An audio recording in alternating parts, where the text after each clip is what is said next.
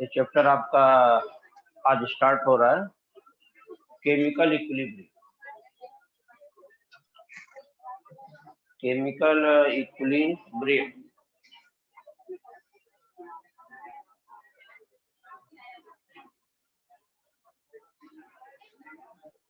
Chemical equilibrium में पहली बात ये बात करेंगे, यहाँ पर दो प्रकार के रिएक्शन मिलेंगे, टू टाइप रिएक्शन।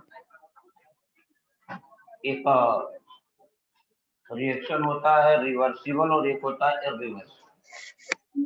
एक होता है आपका रिवर्सिबल रिएक्शन और दूसरा होता है इरिवर्सिबल रिएक्शन। इरिवर्सिबल रिएक्शन, ठीक है। हमें तो मेनली रिवर्सिबल रिएक्शन के ही बारे में पढ़ना, क्या करोगी, क्योंकि रिवर्सिबल रिएक्शन में ही इक्विलिब्रियम आता है। क्या कर मिल जाए, बुकलेट मिलेगा। अभी बुकलेट में एक दो दिन लग जाए। सुनो, अरे कोई जरूरत नहीं, बुकलेट की ऐसी नीड नहीं है। बुकलेट में एक्चुअली मैथमेटिकल अप्रोच है, इसमें वो सीखना है। बाकी बुकलेट में सब कुछ वैसे ही लिखा मिलेगा जैसे हम बोलते हैं, यही सीक्वेंस, यही चीजें, लिखने की जरूरत ज्यादा नहीं, ज्यादा से ज्यादा दिमाग पर जोर डाल के समझो, ठीक है। क्या करना सही तो लग रहा है।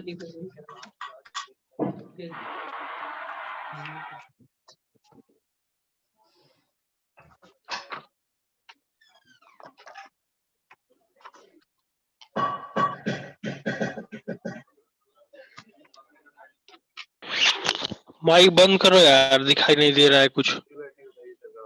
चालू करके बैठे हो। वही लगा मोबाइल से रिकॉर्ड होगा तो दिखाई देगा घंटा।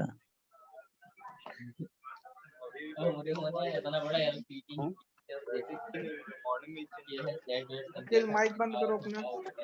समय देखा करता हूँ कि ऐसे तेरा पक्का कुछ देखे तेरे देखो ऊपर सही करूँगा तो सही है तो कुछ भी पूछे हुए यस सर हाँ सर नो सर पूछे हुए। चलिए भाई शांत हो जाइए। तो रिवर्सिबल और इरिवर्सिबल रिएक्शन पे बात करेंगे। पहले इनका डिफरेंस पहले समझेंगे, क्या है दोनों में डिफरेंस, फिर हम रिवर्सिबल रिएक्शन को लेके आगे बढ़े। तो बात आई कि भाई रिवर्सिबल रिएक्शन ऐसा रिएक्शन होता है जो कि साइमल्टेनियसली दोनों डायरेक्शन में हो रहा, फॉरवर्ड भी और बैकवर्ड। दोनों में पहले डिफरेंस बताता हूँ। एक है रिवर्सिबल रिएक्शन, इधर है इरिवर्सिबल रिएक्शन। बहुत कंसंट्रेट होके सुनिएगा कि दोनों में डिफरेंस क्या है। तो पहला डिफरेंस तो बेटा यही है कि यह reaction reversible reaction takes place in both direction, forward as well as backward, simultaneously, एक ही साथ। यहाँ पे मतलब ये है, ये बोथ डायरेक्शन में होता है।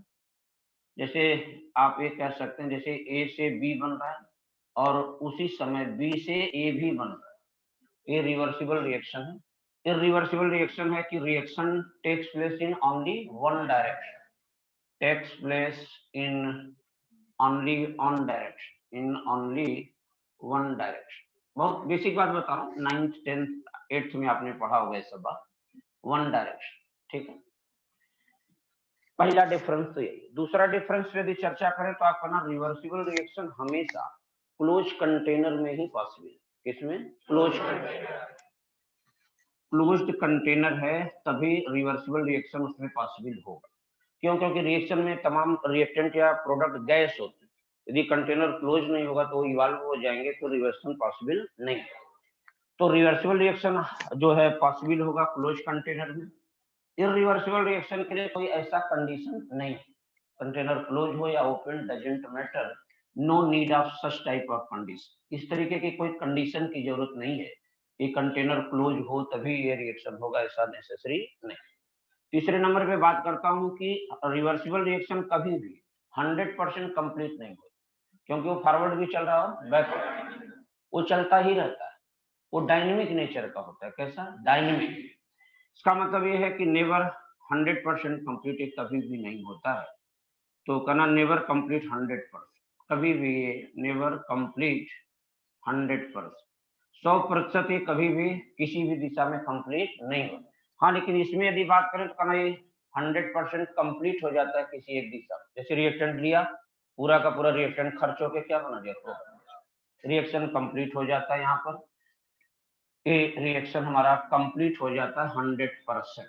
ठीक, चौथे नंबर का एक डिफरेंस है बेटा कि रिवर्सिबल रिएक्शन के बारे में यदि हम बोले तो आप ये कह सकते हो कि इसमें इक्विलिब्रियम अटेंड होता है। क्या इक्विलिब्रियम आ जाता है? अरे भाई रिएक्शन दोनों तरफ चल रही, फॉरवर्ड भी और बैकवर्ड। तो एक स्थिति ऐसी आएगी कि फॉरवर्ड रिएक्शन का रेट बैकवर्ड रिएक्शन का रेट क्या होगा, बराबर। और जैसा ही ये हुआ आप तुरंत समझ जाना रिएक्शन इक्विलिब्रियम में आ गई। किसमें? इसका मतलब रिवर्सिबल रिएक्शन में इक्विलिब्रियम अटेंड होता है। रिएक्शन के दौरान बीच में इक्विलिब्रियम आता है। मतलब यहाँ पर कहना, यहाँ पे इक्विलिब्रियम अटेंड होता है, लेकिन यहाँ पर ऐसा नहीं, यहाँ पर कोई इक्विलिब्रियम नहीं होता। मतलब इक्विलिब्रियम नाम शब्द इसमें नहीं है, नो अटेंड इक्विलिब्रियम या अटेंड इक्विलिब्रियम यहाँ पे नहीं आए। ठीक है, तो ये कुछ बेसिक बात है, बात को समझना कि डिफरेंस क्या है। तो मैंने कहा दोनों डायरेक्शन में होता है, वो एक डायरेक्शन में होता है, एक क्लोज कंटेनर में होता है, वो कहीं ओपन हो क्लोज हो कोई मतलब नहीं है। यहाँ पर कभी रिएक्शन 100% कंप्लीट नहीं होता, वो 100% कंप्लीट हो जाता है। और रिवर्सिबल रिएक्शन में इक्विलिब्रियम अटेंड होता है, बट इरिवर्सिबल में कोई इक्विलिब्रियम अटेंड नहीं होता। इसके कुछ डिफरेंसेस की बात तो हो गई, लेकिन आइए कुछ एग्जाम्पल पे जैसे चर्चा करूँ तो बहुत सारे एग्जाम्पल आपको याद भी होंगे। मैं खैर यहाँ पे आगे बढ़ के बता भी रहा हूँ कि रिवर्सिबल रिएक्शन के एग्जाम्पल बहुत सारे, जैसे जैसे इधर देख लीजिए, जैसे मैंने कहा N2 का O2 से रिएक्शन कराया, रिएक्शन होके NO बना और ये NO टूट के फिर से इधर बना रहा है। इसका मतलब ये रिवर्सिबल रिएक्शन। कैसा? रिवर्स। जैसे हमने कहा कि रिएक्शन मैंने लिया SO2 है, उसका रिएक्शन O2 से कराया और यहाँ SO3 बना, और ये रिएक्शन भी हमारा रिवर्सिबल है दोनों दिशा में।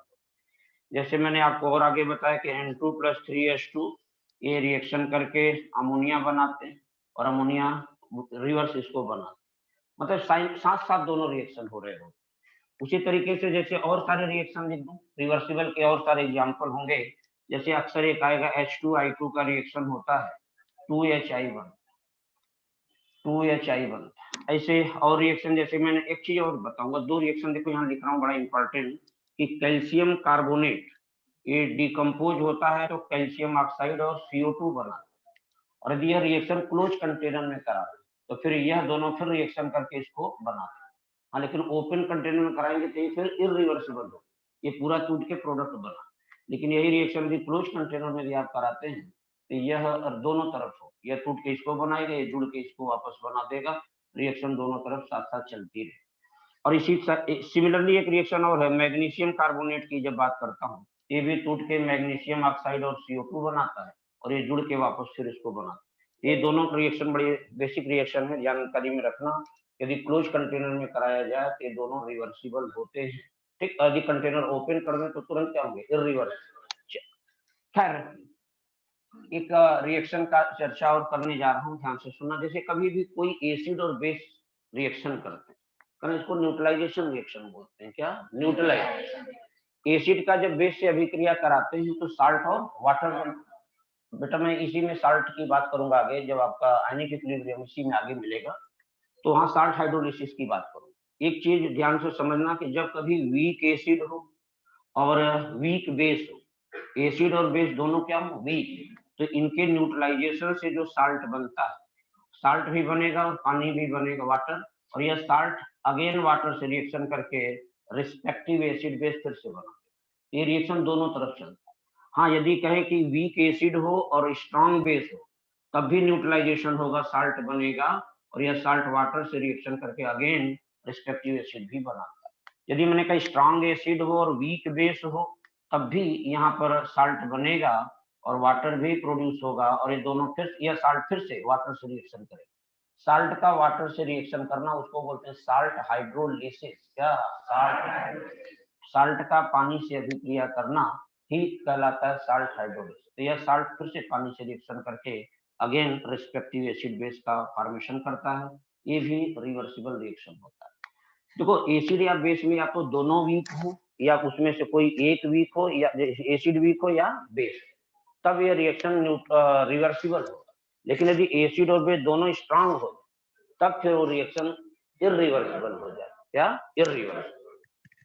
ठीक है, समझ में अभी आ जाएगा तो बता दूंगा आगे। फिर एक चीज और कि और रिएक्शन ऐसे कई मिलेंगे, आप देख रिवर्सिबल रिएक्शन में जैसे ऐसे आ जाता है कि NaHCO3 सोडियम बाइकार्बोनेट जब टूटता है कि Na2CO3 बनाता है, CO2 बनाता है और वाटर बनता है, ये रिएक्शन रिवर्सिबल रिएक्शन। ठीक है, चल तो ऐसे ये रिवर्सिबल रिएक्शन के उदाहरण मैंने लिखे। इधर आई मैं इरिवर्सिबल के भी एग्जांपल लिखूं। एक एग्जांपल और अक्सर आता है, ध्यान से सुनना।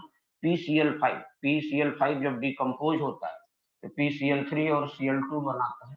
ये सब गैस गैस गैस होते हैं। फेज भी सबका लिख सकता है, लिखा जाता है वैसे बुकलेट में जब मिलेगा पूरा लिखा हुआ एक एक चीज मिलेगा आपको, सारा फेज भी मेंशन होना चाहिए। ये हो जाएगा, ये रिवर्सिबल रिएक्शन है, दोनों तरफ चलता है। जैसे CH3COH जब ये टूटता है ये CH3CO माइनस एसीटेट आयन और H प्लस आयन, और ये जुड़ के फिर वापस इसको बनाते हैं। ये रिवर्सिबल रिएक्शन है।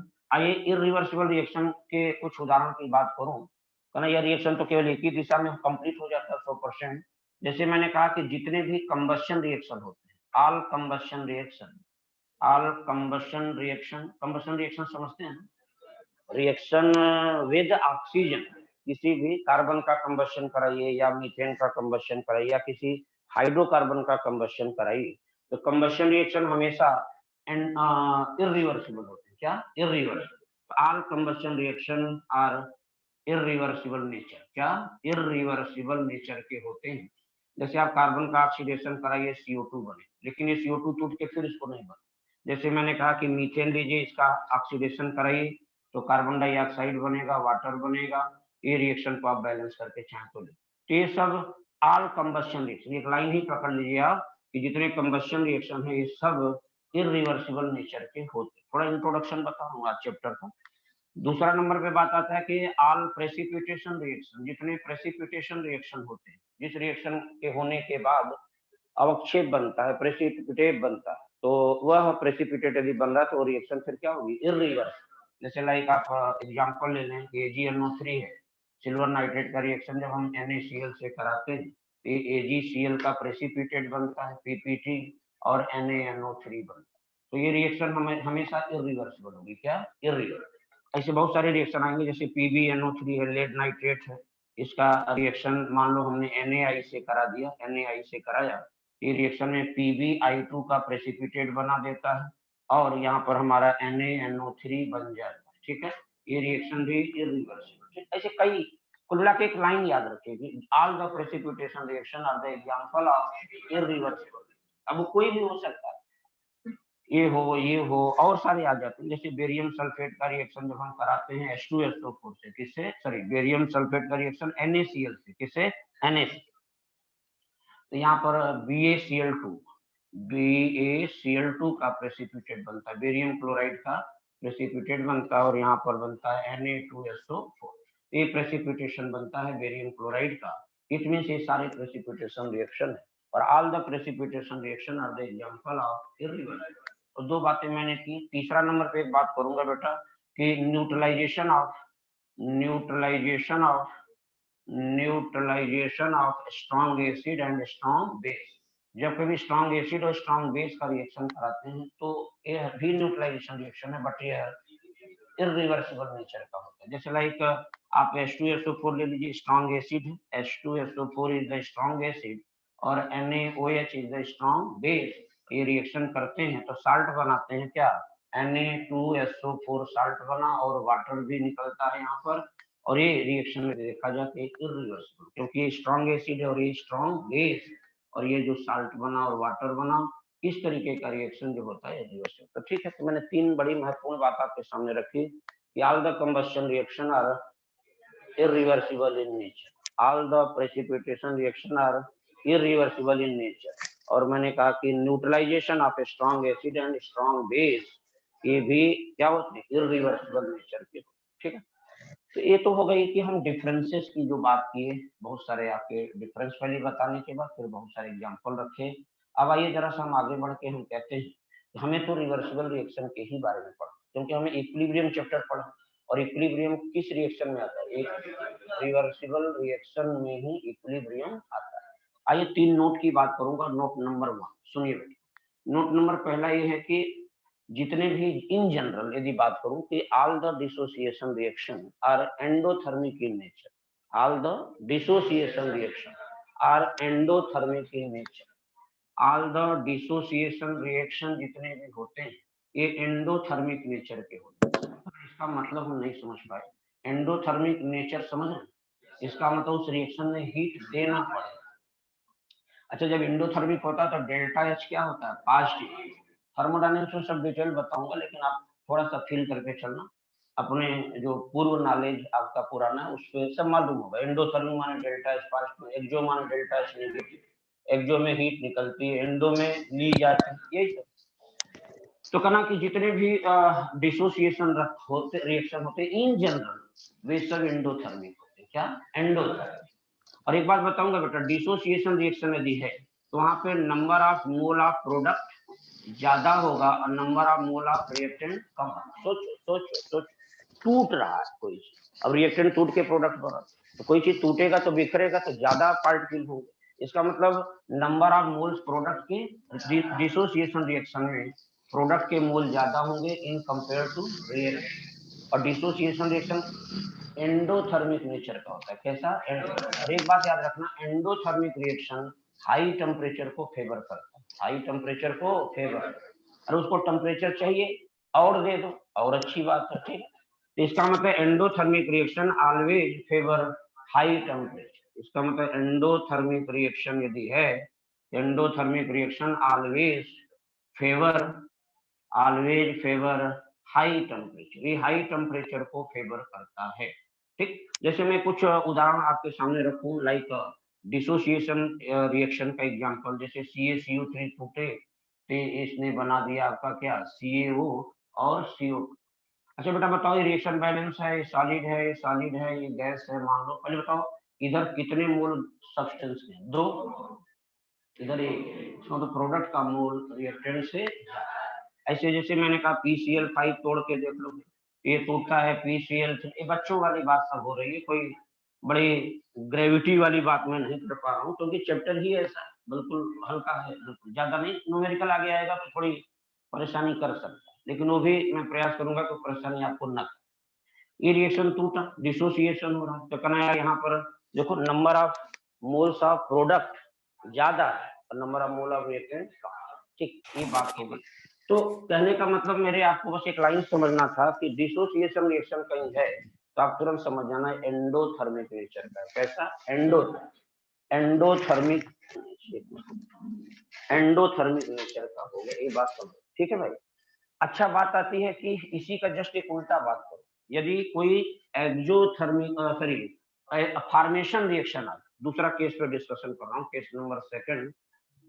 If reaction is formation reaction, या कहना कि all the in general formation reaction जो होते हैं, इन जनरल यदि हम बात करूं, in general formation reaction are exothermic in nature, exothermic in nature होते हैं। इसका मतलब जब भी किसी का फॉर्मेशन होगा तो वहां पे हीट निकल रही। बात नहीं करो, बात नहीं करो, बात कर दूंगा, कायदे से बैठो पढ़ो, क्योंकि अब जो समय चला गया बात करने में, 1 साल टाइम रहता है तो चलो बात बात करते रहो, थोड़ा बहुत चल जाता है, लेकिन अब सीरियस हो जाओ, बिल्कुल पढ़ो। और ठंडी वंडी से तमाम लोग नहीं आते हैं तो उनको बताओ कि ये ठंडी तुम्हें ले डूबेगा, ठीक है? हाँ, इस बार की ठंडी ले देगा आपको, क्योंकि देखो ठंडी वंडी तो हर साल आती है। टाइम से आइए, पढ़ाई करिए, ठंडी को किनारे करिए, ठीक है? तभी तो हो पाएगा। एकदम लगातार पढ़ते जाइए, पढ़िए, यहाँ पढ़िए, घर पे पढ़िए, रात दिन बस खाइए सोइए पढ़िए, बस ये 3 काम। चौथा काम 4 महीने न करो, ठीक है? चौथा काम 4 महीने नहीं करो, हाँ बस, बाकी फिर अपना करो। इन जनरल रिएक्शनों, जनरली जितने भी फॉर्मेशन रिएक्शन होते हैं वो एक्सोथर्मिक, मतलब वो रिएक्शन में हीट निकले।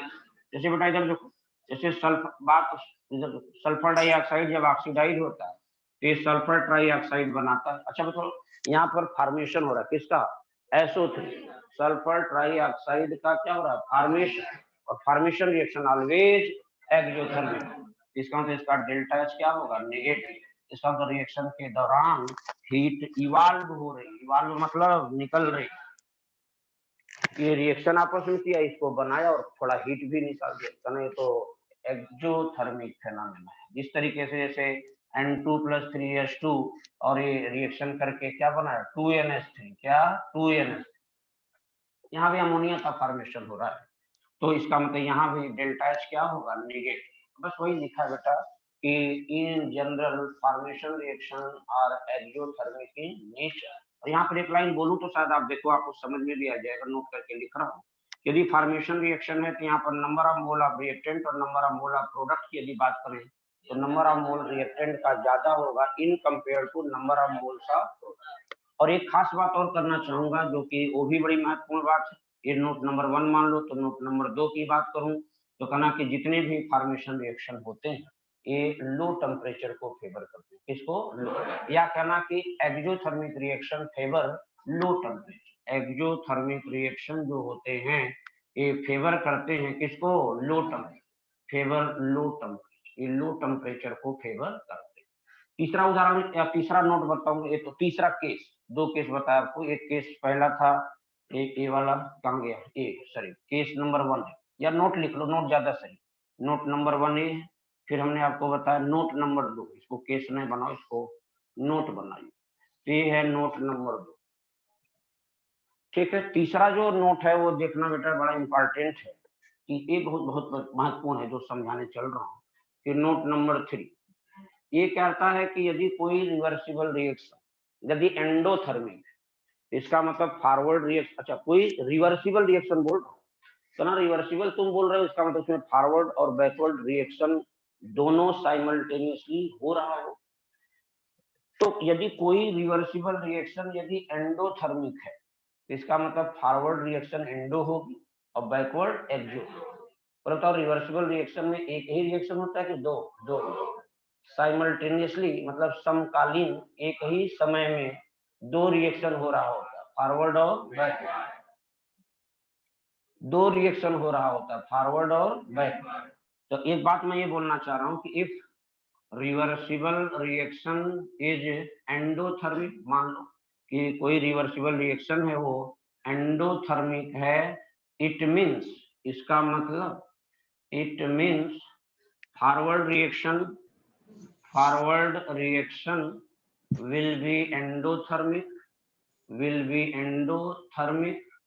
while जबकि backward reaction will be exothermic, while backward reaction will be exothermic। बस यही लाइन आपको दिमाग में रखना है बेटा। मैंने क्या बताया था ना कि यदि कोई रिवर्सिबल रिएक्शन है वो एंडोथर्मिक नेचर का है, इसका मतलब उस फॉरवर्ड रिएक्शन जो हो रही होगी वो एंडोथर्मिक होगी और बैकवर्ड एक्सोथर्मिक। बिल्कुल फाइनल बात कर रहा हूँ, मतलब इसमें कोई बदलाव नहीं होने वाला। जैसे मैं उदाहरण आपके सामने रख रहा हूँ, एक एग्जांपल के थ्रू समझना।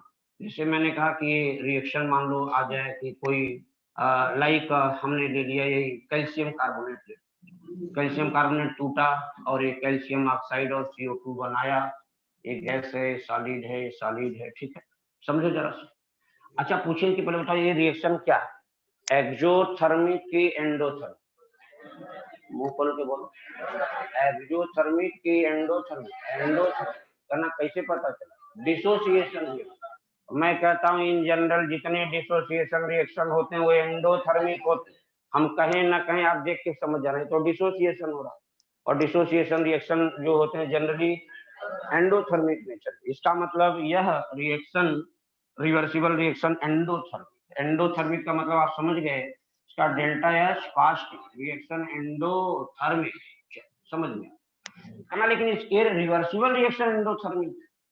अब इसका मैं मैकेनिज्म यदि लिख के आपको दिखाऊं, इसका मैकेनिज्म समझ, क्या मैकेनिज्म है कहना, इसके अंदर तो दो रिएक्शन हो, फॉरवर्ड भी और बैकवर्ड। फॉरवर्ड में क्या रहा है, टूट के इसको बना रहा, बैकवर्ड में जुड़ के इसको बना रहा है।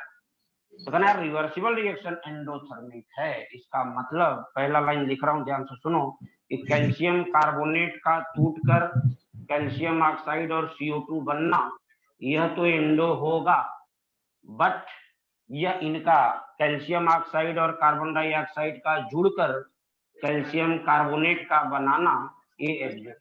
वही मैंने लाइन बोला था, वही लिखा एग्जाम्पल लिखा था कि यदि कोई रिएक्शन एंडोथर्मिक रिवर्सिबल रिएक्शन कोई एंडोथर्मिक है, इसका मतलब फॉरवर्ड रिएक्शन एंडो होगी, बैकवर्ड वाइस वर्सा, इसी का उल्टा। ठीक, वाइस वर्सा में क्या बोलूंगा, ध्यान से सुनना, इसी का उल्टा क्या, यदि कोई रिएक्शन एक्सोथर्मिक, कोई रिएक्शन कोई रिवर्सिबल रिएक्शन यदि एक्सोथर्मिक है, ये आगे तक काम करेगा पूरा। याद, पूरे चैप्टर में ये बात दिमाग में रिटेन रखना था कि यार ऐसा होता है कि कोई भी रिवर्सिबल रिएक्शन यदि एक्सोथर्मिक है, इट मींस फॉरवर्ड एक्सो होगी और बैकवर्ड। एक उदाहरण की बात कर लूं, जरा सा एग्जांपल ले लो। सपोज करो कि रिएक्शन है N2 + 3H2 गिव्स 2NH3, ये रिएक्शन हो रहा है, ये कैसा एक्सो है या एंडो? एक्सो। क्यों क्यों एक्सो है? फॉर्मेशन रिएक्शन जनरली एक्सोथर्मिक, इन जनरल फॉर्मेशन रिएक्शन एक्सोथर्मिक होते हैं। तो ना यार, ये तो एक्सोथर्मिक दिख रहा है, इसका मतलब ये रिवर्सिबल रिएक्शन यदि एक्सोथर्मिक है, इसके मैकेनिज्म में यदि आप हम चल के डिस्कशन करें तो आप ये कह सकते हैं कि N2 और H2 रिएक्शन करके जो अमोनिया बना रहे हैं, ये जो फेनामेना है, ये तो क्या है, एक्सोथर्मिक।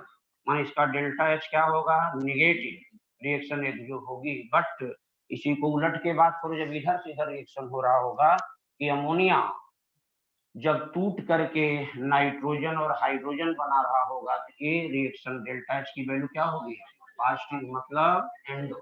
ठीक, समझ गए होंगे, बड़ी छोटी सी बात मैंने आपके सामने रखा कि ये दोनों बातें।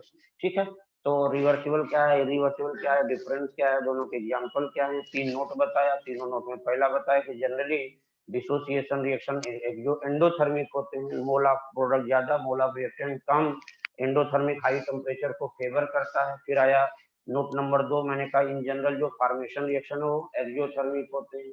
कभी भी किसी का फॉर्मेशन होगा तो वहाँ हीट निकल रही है। अच्छा, क्यों समझते हैं? कभी फॉर्मेशन होता है तो वहाँ बॉन्ड बनता है, बॉन्ड जब बनता है तो वहाँ हीट का लॉस होता है। कभी भी बॉन्ड बनता है तो एनर्जी का लॉस होता है। कहीं बॉन्ड तोड़ना है तो वहाँ एनर्जी देनी पड़ती है।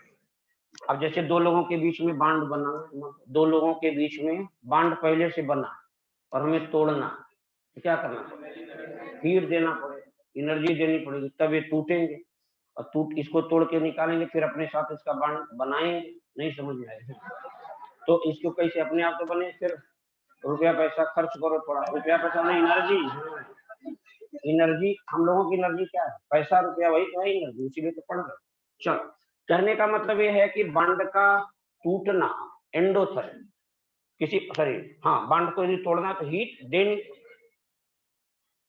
और बॉन्ड बनाना है तो एनर्जी का लॉस होता, माने फॉर्मेशन, बॉन्ड फॉर्मेशन एक्सोथर्मिक होता और बॉन्ड डिसोसिएशन एंडोथर्मिक। ये दिमाग में रखते हुए आगे बढ़ना। अब बात आई, तीसरा केस बताया, नहीं समझ में आ गया कि कोई रिवर्सिबल, समझ गए बात को, क्या बताऊं बार बार, मतलब कोई रिवर्सिबल रिएक्शन यदि एंडोथर्मिक है तो फॉरवर्ड एंडो होगी, बैकवर्ड एक्सो। उसी में मैंने कहा उलट के बोलो, कोई रिवर्सिबल रिएक्शन एक्सो होगी तो फॉरवर्ड एक्सो, बैकवर्ड एक्सो। तो ये सब बातें हैं महत्वपूर्ण जो कि समझना था। आइए मैं एक छोटा सा आर्टिकल पे बात करूंगा। एक टर्म आएगा बेटा है एक्टिव मास। क्या एक्टिव मास? एक टर्म आता है एक्टिव मास, क्या होता है, ध्यान से सुनना। एक्टिव मास, एक्टिव मास कुछ नहीं होता है, एक्टिव मास मीन्स होता है मोलर कंसंट्रेशन। मोलर कंसंट्रेशन मतलब समझ रहे, मोलैरिटी। अरे कहना ये तो जानता हूँ, बहुत बचपन से पढ़ा, मोलैरिटी वही एक बता दिया, एक्टिव मास। भाई कुछ नया कर दिया उसने नाम में कि एक्टिव मास। कहना एक्टिव मास का मतलब ही होता है मोलर कंसंट्रेशन, मतलब मोलैरिटी। हाँ, एक्टिव मास को हम बड़े ब्रैकेट से प्रदर्शित करते। समय से आए करिए, क्लास डिस्टर्ब होती है, सब आप ही को देखने लग जाते, इसीलिए कुछ लोग आते हैं बात कि भीड़ में तो कोई देखता नहीं, अलग से चलो, टाइम से आइए, पढ़िए, दिखना दिखाना भी बहुत आगे का, उधर नहीं देखेगा, वहां से आप इधर आओ पीछे, वहां से बोर्ड नहीं देखेगा, तुम जाके उधर देखो पीछे काफी जगह।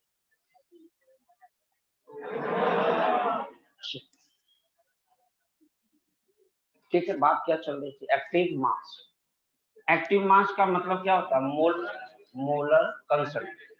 मोलर कंसंट्रेशन मतलब समझते हैं? मोलैरिटी। अच्छा बेटे एक बात बताओ, एक्टिव मास को हम लार्ज ब्रैकेट से प्रदर्शित करते हैं। यदि कभी मैं ऐसा लिख दूं, समझ लेना एक्टिव मास लिख।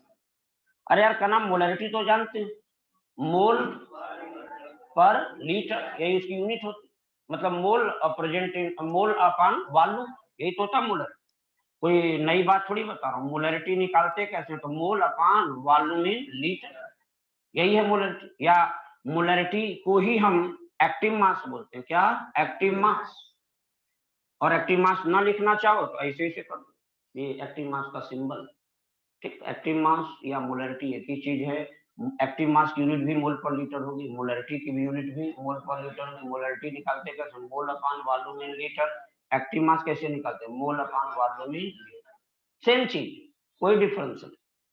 हाँ, एक चीज और जानकारी में जरूर रखना कि किसी भी, जैसे गैस की यदि एक्टिव मास निकाल, किसी गैस, हर गैस एक लाइन बोलूंगा कि कोई गैस के लिए जब बात कर रहा है, यार गैस का एक इक्वेशन होता है, आइडियल गैस इक्वेशन, पीवी बराबर एनआर। अच्छा बेटा बताओ पी बराबर क्या होगा? N by V R T. लिख सकता हूँ? यस। अच्छा एन बाई वी क्या है? सी। सी माने कंसंट्रेशन या मोलैरिटी है, ये मोलैरिटी, ये मोलैरिटी है। और इसको इधर ले आओ तो पी अपान आर टी, यही क्या है? एन बाई वी, और एन बाई वी ही क्या है? मोलैरिटी। या इसी को सी, या इसी को क्या बोलो? Active mass. क्या? Active mass. ना बोलना तो ऐसे कर दो, ऐसे। इसका मतलब किसी गैस का यदि एक्टिव मास निकालना है तो आप ये बात कर सकते हैं, pressure of gas upon R T कर देना। गैस का प्रेशर क्या है पता होगा, गैस का टेम्परेचर पता होगा, आर की वैल्यू क्या होती है? कांस्टेंट। तो पी अपान आर टी कर देना, तो उससे क्या आएगा? मोलैरिटी या सी। सी मतलब एक्टिव मास। मोलैरिटी यार, मोलैरिटी ही एक्टिव मास, कोई नई बात नहीं, कोई परिवर्तन।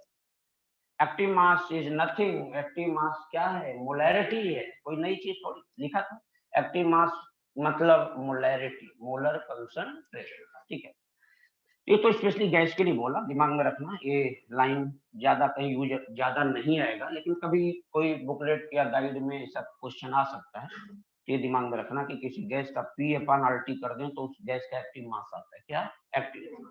अच्छा बेटा एक नोट का बात करूंगा, बड़ा महत्वपूर्ण बात है, क्वेश्चन भी आता है यहाँ से, नोट का पॉइंट है कि किसी भी सॉलिड सब्सटेंस का एक्टिव मास यूनिटी होता है। यूनिटी मतलब मास, कोई भी सॉलिड, किसी भी सॉलिड सब्सटेंस का एक्टिव मास ऑलवेज यूनिटी होता है। Active mass of solid substance, solid कोई पदार्थ है, substance, active mass of solid substance always क्या होता है? यूनिटी। यूनिटी मतलब समझ रहे ना, वन। जैसे मैं कहूँ कि बताओ कैल्शियम ऑक्साइड है, उसका एक्टिव मास बताओ। एक्टिव मास मतलब कैल्शियम ऑक्साइड का मोलैरिटी बताओ, या एक्टिव मास का मतलब कैल्शियम ऑक्साइड का मोलर कंसंट्रेशन बताओ।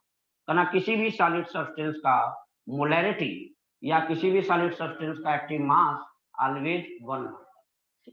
एक बात और बताऊंगा, कोई प्योर लिक्विड हो, लिक्विड नहीं, प्योर लिक्विड, जैसे कोई एक्वस सोल्यूशन है तब उसका नहीं। यदि कोई प्योर वाटर है, जैसे प्योर HCl है, कोई प्योर H2SO4 है, तो प्योर लिक्विड का एक्टिव मास भी ऑलवेज यूनिटी होता है। क्या? यूनिटी। याद रखना, ये आगे तक काम आएगा, पूरे चैप्टर में जगह जगह इसका यूज कहीं मिलेगा। पहली बात हो गई कि या इससे लिखो, ये छोड़ो, एक कॉमन बात लिख रहा हूँ यहाँ पर कि यदि कोई भी सॉलिड सब्सटेंस है तो सॉलिड सब्सटेंस का एक्टिव मास ऑलवेज यूनिटी होता है।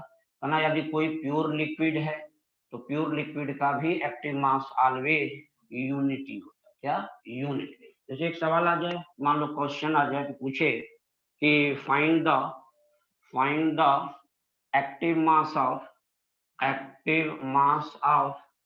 7 gram of calcium oxide. 7 gram calcium oxide हमारे पास है, इसका एक्टिव मास क्या होगा वो बताओ। 4 ऑप्शन दिया, उसका एक्टिव मास होगा 3 ग्राम या 3 मोल पर लीटर, 3 मोल पर लीटर होगा, या सीधा सीधा नंबर लिख दो 3 होगा, या फिर उसका एक्टिव मास जो है वो 56 होगा, या फिर उसका 100 होगा, या फिर उसका एक्टिव मास 1 हुआ। अब वो 7 ग्राम सॉलिड है कि 10 ग्राम है कि 1000 ग्राम है, डजेंट मैटर, सॉलिड है बस इतना पता।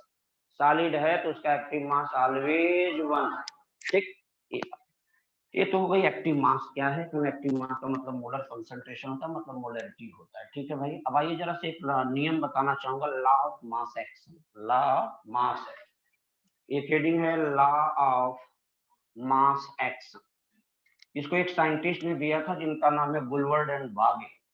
गुलवर्ग एंड बागे, गुलवर्ग एंड बागे। ठीक है, ठीक है बेटा सुनो, अरे कोई बात नहीं, साइंटिस्ट कुछ काम ऐसा करो कि तुम्हारा भी नाम आए।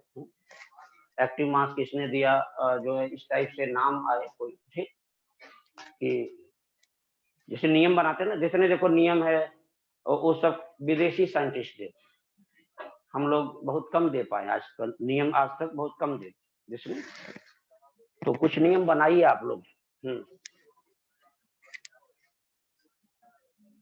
समझ रहे हैं ना?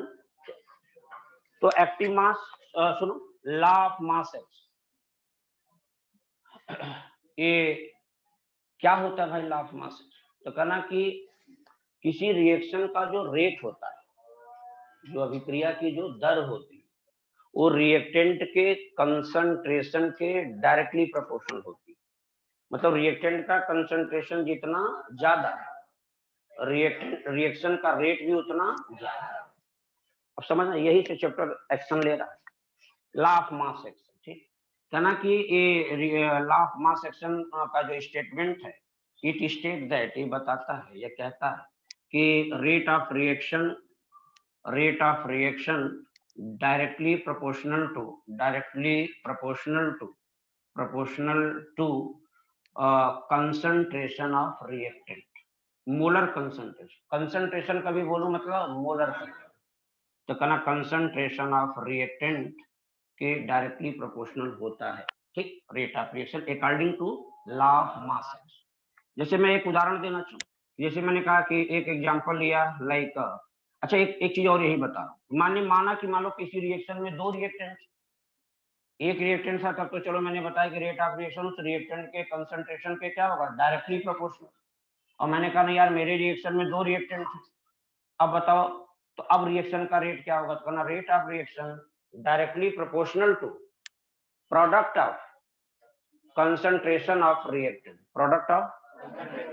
प्रोडक्ट मतलब मल्टीप्लाई, प्रोडक्ट नहीं, जो उत्पाद बन रहा उसकी बात नहीं करो, रिएक्टेंट के कंसंट्रेशन का क्या करो, मल्टीप्लाई, प्रोडक्ट करो। तो रेट ऑफ रिएक्शन उन रिएक्टेंट के कंसंट्रेशन के प्रोडक्ट के डायरेक्टली प्रोपोर्शनल हो। समझ आ गया होगा? देखो दो तीन उदाहरण में समझा रहा हूँ। सपोज करो कि एक एग्जांपल मैंने लिखा, एग्जांपल नंबर 1 मैंने कहा ए था, प्रोडक्ट बना रहा था और कह रहा है कि इस रिएक्शन का रेट इस अभिक्रिया की जो दर है रेट, ये इस रिएक्टेंट के कंसंट्रेशन के क्या होगा, डायरेक्ट। अच्छा ये ऐसे लिख दिया, इसका मतलब क्या है? ना मॉड नहीं, इतनी देर से यही तो बता रहा था, मॉड नहीं है, एक्टिव मास। एक्टिव मास मतलब मोलर कंसंट्रेशन। देखो तो ऐसे समझो यार, ए केवल ए, और जैसे ही ऐसे करा, एक कंसंट्रेशन ऑफ ए या एक्टिव मास ऑफ ए है या कहना मोलरिटी ऑफ ए है, तीनों बात बोल। केवल ए ऐसे था, प्लेन था ऐसे ए, अरे ए है ऐसे बोल, ऐसे करा नहीं कि तुरंत दिमाग लगा देना, कहना कंसंट्रेशन ऑफ ए या एक्टिव मास ऑफ ए या मोलरिटी ऑफ ए, ये सब मतलब छोटी ऐसे कर दिया तो बात बदल जाए। ठीक है, तो यही बात मैं बताने चल रहा था कि एक उदाहरण दिया, ए से प्रोडक्ट बन रहा है, रिएक्शन का रेट उस रिएक्टेंट के कंसंट्रेशन के डायरेक्ट या कहना उस रिएक्टेंट के एक्टिव मास के डायरेक्ट। अब एक बात और करूं, जैसे कहना आपके मन में आए कि मान लो अरे तो तुम एक रिएक्टेंट था तो बता दे, मान लो 2 आ जाए तब का कर, तो कहना 2 आ जाए तो भी कर लेंगे। जैसे ए से ए बी रिएक्शन करके प्रोडक्ट बना, कहना ए अभिक्रिया में 2 रिएक्टेंट, इस रिएक्शन में जो रेट ऑफ रिएक्शन होगा, रेट ऑफ रिएक्शन वो डायरेक्टली प्रोपोर्शनल होगा इन दोनों रिएक्टेंट के कंसंट्रेशन के, दोनों के कंसंट्रेशन लेना और उनका प्रोडक्ट। रेट ऑफ रिएक्शन उन रिएक्टेंट के कंसंट्रेशन के प्रोडक्ट के डायरेक्टली हो, प्रोडक्ट मतलब मल्टीप्लाई, ठीक है। हाँ चलो अच्छा ये ऐसा आ जाए तब क्या करेंगे, मान लो एग्जांपल नंबर 3 आ जाए, मान लो कहा ए और प्लस ए रिएक्शन करके प्रोडक्ट बना, बताओ इस रिएक्शन का रेट लिखना हो तो क्या लिखें, रेट डायरेक्टली क्या हो, concentration of A into concentration of A. कहना इसको ठीक है ऐसे भी लिख सकते हो, तो तुम यदि ऐसे लिख दो तो कौन सी दिक्कत हो जाएगी, कंसंट्रेशन ऑफ ए के पावर 2। अरे भाई जब मल्टीप्लाई होता है तो पावर क्या होते हैं, जुड़ जाते हैं, जुड़। कहना अच्छा ठीक है, तो ऐसे लिखा ठीक है ये भी, बट ये थोड़ा ज्यादा मॉडर्न लग रहा है। अच्छा इसको क्यों a प्लस ए क्यों लिखा, 2a लिख देते, क्या 2a, तो कहना चलो हटाओ a ना लिखो, यहाँ पर मैं 2a लिख दूं, कहना बात तो है नहीं समझ में आई, इसको हटा देता हूँ, देखना तो अब पूरी ये बात दिमाग में रखना जो अभी लिखा है कि 2a 2 मोल से प्रोडक्ट मान लो बन रहा है, इस रिएक्शन का रेट लिखना तो लिखना rate directly proportional to concentration of A के पावर 2। कैसे 2 पावर में क्या समझ आया ये बात, अरे पहले ए और ए लिखा था तो रेट डायरेक्टली क्या था, concentration of A into concentration A को जोड़ के क्या किया 2a, तो वहां भी उनको मल्टीप्लाई किया तो पावर में क्या होगा 2, बस वही चीज। तो किसी भी दिए गए रिएक्शन का यदि हम बात करें, एग्जांपल तीसरे की बात कर रहा हूँ, जैसे मान लिया जाए कि 2 mole A 3 mole B reaction करके प्रोडक्ट बना रहे हैं, तो बताओ according to law of mass action, रुको रुको अभी बोलना नहीं, according to law of mass action, law of mass action के अकॉर्डिंग यदि हम लिखना चाहें तो लिखेंगे rate of reaction directly proportional to concentration of A की power 2 into concentration of B के पावर 3 ए। समझ में बात आ जाए तो देखना, इसका मतलब कुल मिला के जो कॉफिशिएंट होता है वो उस पावर में चला गया, ठीक है। तो बात को देख लेना, यही है लॉ ऑफ मास एक्शन। मैंने लाइन बोला कि गुलवर्ड एंड बागे साइंटिस्ट ने लॉ ऑफ मास एक्शन का नियम दिया, उन्होंने बताया कि किसी भी अभिक्रिया की जो दर है, रिएक्शन का जो रेट है, वो रिएक्टेंट के कंसंट्रेशन के डायरेक्ट होता है, या कहना मान लो रिएक्शन में एक से ज्यादा रिएक्टेंट है तब क्या होगा, कहना रेट ऑफ रिएक्शन रिएक्टेंट के कंसंट्रेशन के प्रोडक्ट के डायरेक्टली प्रोपोर्शनल हो, ठीक। अब आइए ये बात यहाँ तक मैंने जो की ये बहुत ही नॉर्मल और साधारण बात थी। अब थोड़ी असाधारण बात पे चलता हूँ, हेडिंग हमारा है स्टेट ऑफ केमिकल इक्विलिब्रियम। ऐसे जो वेलोसिटी 2 के लोग आए हैं उनको दिक्कत तो नहीं हो रही, कोई बोलो दिक्कत हो रही तो अपना फिर वेलोसिटी 2 बना लो तुम अपना, ठीक है। बच्चे दिक्कत होनी नहीं चाहिए क्योंकि मैं वहां मोल करा चुका हूँ, वॉल्यूमेट्रिक भी ऑलमोस्ट हो गया है। अब जो रेडॉक्स और सोल्यूशन बचा है आपका वो मैं रिकवरी में कराऊंगा, रिकवरी मतलब इवनिंग में 8 से 9:30 8 से 9:30 करके करा दूंगा, ठीक है। तो स्टेट ऑफ केमिकल इक्विलिब्रियम कहना ये क्या है, केमिकल इक्विलिब्रियम की अवस्था के बारे में बात कर, ध्यान से सुन, अब कुछ नहीं स्थिर होकर सुनो, मैंने क्या कहा, थोड़ा सा विश्वास करो, मैं सब एक एक लाइन ऐसे लिख के दूंगा, सिर्फ पढ़ना रहेगा, केवल और केवल यहाँ समझो, उसको दिमाग में उतारो, चाहे क्या हो रहा है, ये गुलवर्ड बागे क्या बोल रहा है जरा सुनो, इसकी इस टाइप की बातें को सुनो सबकी, बाकी बुकलेट में पढ़ ले, ठीक है। स्टेट ऑफ केमिकल इक्विलिब्रियम, अच्छा बताओ इक्विलिब्रियम कहाँ आता है, इरिवर्सिबल में कि रिवर्सिबल, कहना ऐसा कोई अभिक्रिया जिसमें फॉरवर्ड भी रिएक्शन चल रहा हो और बैक, वही इक्विलिब्रियम है। चलो तो हम कोई बात हो तो कर लो फिर बात। गुलवर्ड के परिवार के बारे में सोच रहे हो हैं? परिवार वो कैसा रहा होगा गुलवर्ड, सोच लो कोई बात नहीं, 2 मिनट का मौन रख, उसकी आत्मा को शांति, गुलवर्ड बागे सोच लेना तो बस, आवाज ना भाई, बात देखो, थोड़ा सा सपोर्ट नहीं करोगे तो चैप्टर वैप्टर हम नहीं करा पाएंगे, या कोई नहीं करा पाएगा, हम ही क्या कोई नहीं करा पाएगा, क्योंकि आपका समर्थन बड़ा जरूरी है, आपके बिना सहयोग से कहीं हम करा ले जाए बहुत अच्छे से तो संभव नहीं, आप चाहेंगे तो करा लो, आप समझ लो, देख लो चाह रहे हो कि नहीं चाह रहे हो तो चाहो फिर देखो स्टेट ऑफ केमिकल इक्विलिब्रियम। चलो, तो बात आई कि यार इक्विलिब्रियम जो केस है, इक्विलिब्रियम मतलब होता है साम्य अवस्था। ठीक है, समझना भी बताता हूँ। हमने कहा इक्विलिब्रियम रिवर्सिबल रिएक्शन में आता है। अच्छा, रिवर्सिबल मतलब फॉरवर्ड भी रिएक्शन हो रहा हो, बैकवर्ड। अच्छा, जब मैं फॉरवर्ड सोचूंगा तो इधर जो होगा रिएक्टेंट, उधर प्रोडक्ट। यदि मैं बैकवर्ड इधर वाली रिएक्शन सोचूं तो इधर क्या है, रिएक्टेंट, उधर प्रोडक्ट। भाई एक बार में एक ही चीज सोचो। फॉरवर्ड जब सोचोगे तो जैसे जैसे इधर दो उदाहरण यहाँ से समझाऊं। जैसे मैंने कहा ए से बी बन रहा है और बी ए बना, तो जब ए फॉरवर्ड चल रहा है, इधर फॉरवर्ड रिएक्शन हो रहा है, तो बताओ ए यहाँ क्या, रिएक्शन, बी प्रोडक्ट। अब हमने फॉरवर्ड सोच लिया, मन भर गया। अब बैकवर्ड सोच, तो बैकवर्ड सोचेंगे तो क्या है, रिएक्टेंट और ये प्रोडक्ट, लेकिन रिएक्शन इधर चला। तो वही चीज है कि मैं किधर सोच रहा हूँ, वो बहुत बड़ी इंपॉर्टेंट बात है यहाँ पर।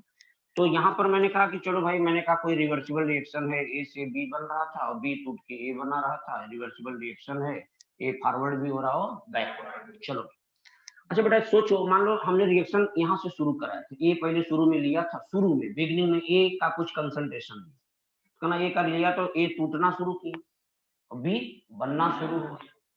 अच्छा, अभी आपने पढ़ा कि रिएक्शन का जो रेट है वो रिएक्टेंट के कंसंट्रेशन के डायरेक्टली प्रोपोर्शनल होता है। चलिए, ये बात मन में रखते हुए आगे बढ़ेंगे। अच्छा चलो, हम पहले फॉरवर्ड रिएक्शन के बारे में सोचें। इसके फॉरवर्ड रिएक्शन के बारे में आप जरा सोचो। तो कहना शुरू में मेरे पास इनिशियली बिल्कुल बिगिनिंग में t बराबर 0 रिएक्शन जस्ट स्टार्ट होने जा रहा है, तो कहना वहां पे पूरा पूरा कंसंट्रेशन किसका था, ए का। चलो मान लो 10 मोलर था, कितना, 10। बी कितना था, 0 था ही। हाँ, ये टूटेगा वो बने, ये टूटा वो बना, वो बना जैसे वैसे तुरंत इसको बनाने, अभी बना फिर उसको बनाने लगा। हाँ देखो कि ए बना और इस तुरंत थोड़ा सा तो फिर इसको लगा बना, या इसको, तो दोनों एक दूसरे को बनाने में बनाते बनाते एक ऐसी समय आ जाएगा कि जब जो जिस दर से ए बी को बना रहा है उसी दर से बी ए। ठीक है, अब क्या होगा भाई, तो कहना चलो एक ग्राफ के थ्रू बात समझा। कल्पना करो कि पहले मेरे पास रिएक्टेंट था, प्रोडक्ट नहीं था। तो अब जैसे देखिए ग्राफ में आपके सामने बनाऊं, रेट और टाइम में यदि ग्राफ बना, रेट और टाइम, तो मैं कौन से रिएक्शन की बात कर रहा हूँ, फॉरवर्ड रिएक्शन। अभी फॉरवर्ड सोचो, तो अच्छा बताओ, जब समय जैसे जैसे बीतेगा इस रिएक्टेंट का कंसंट्रेशन घटेगा कि बढ़ेगा, घटेगा। अभी तो 10, समय बीतेगा 9 होगा, 8 घटा घटे। अच्छा, समय के साथ जब रिएक्टेंट का कंसंट्रेशन घटेगा तो रेट भी घटेगा, क्योंकि रेट किस पर निर्भर करता है, कंसंट्रेशन ऑफ रिएक्टेंट।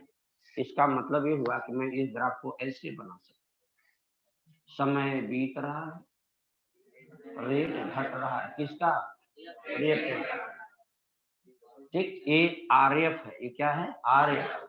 आरएफ मतलब rate of reaction for forward direction, rate of reaction for time बढ़ रहा है, फॉरवर्ड रिएक्शन का रेट घट रहा है। अच्छा, अब जरा सही, जब सोच लिया था जरा सा एक मिनट। अच्छा, ये टूट के इसको थोड़ा पहले तो कुछ नहीं, थोड़ा ये बना, थोड़ा बना तो फिर क्या हुआ भाई, अच्छा समय बीतेगा तो इसका कंसंट्रेशन बढ़ता जाए, बढ़ता जाए। अच्छा आप करो यार, अब जरा सा बैकवर्ड जरा सोचो, बैकवर्ड रिएक्शन के बारे में सोचो। तो पहले बैकवर्ड रिएक्शन का रेट बिल्कुल क्या था, 0, शुरू में भी बिल्कुल 0। अब जैसे जैसे इसका कंसंट्रेशन बढ़ता जा रहा है, बैकवर्ड का रिएक्शन का रेट भी बढ़ेगा। क्यों कि रेट किस पे डिपेंड करता है, कंसंट्रेशन। अरे पहले 0 था, पहले ये अब टूट के 9 हुआ, तो ये 1 हुआ, ये 8 हुआ, ये 2 हुआ। देखो इसका घट रहा है, इसका बढ़ रहा है। इधर जब सोचोगे फॉरवर्ड, तो फॉरवर्ड रिएक्शन का रेट समय के साथ घट रहा है, क्योंकि कंसंट्रेशन घट रहा है। और रेट किस पे डिपेंड करता है, कंसंट्रेशन।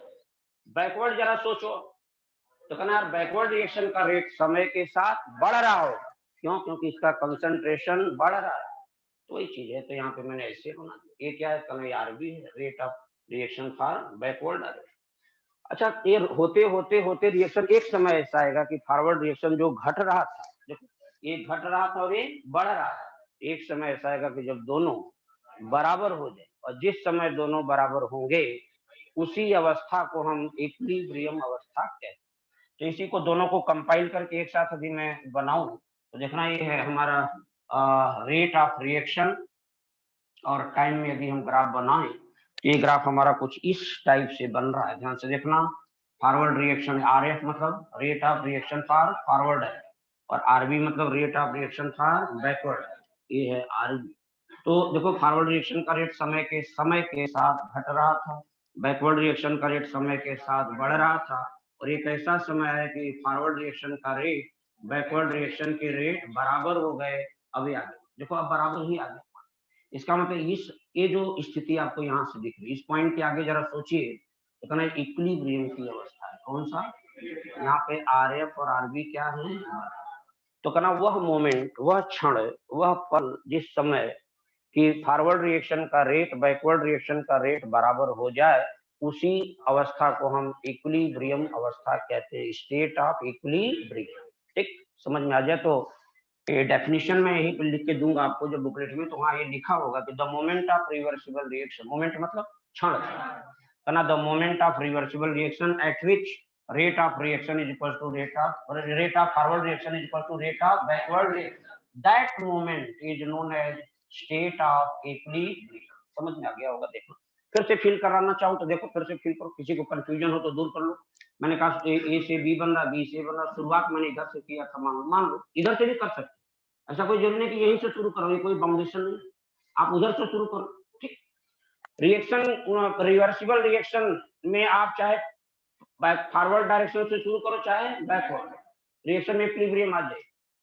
ऐसा नहीं कि ए से शुरू किया तो इक्विलिब्रियम आ गया। मान लो हम ए नहीं लिए, शुरू में क्या लेते? बी का कुछ अमाउंट लो, बी था ए नहीं था, तो अब धीरे धीरे इसका कंसंट्रेशन क्या होगा? कम, और उसका बढ़ेगा। ऐसा हो, एक समय ऐसा आएगा कि फॉरवर्ड बैकवर्ड का रेट बराबर हो जाए। फिर से सुनो भाई, ये मैंने फॉरवर्ड रिएक्शन के लिए जब निकाला था रेट और टाइम, या इसको रेट ना लिखो, रेट ना लिखो, सीधा सीधा इसको RF लिख दो। क्या लिख दो? RF।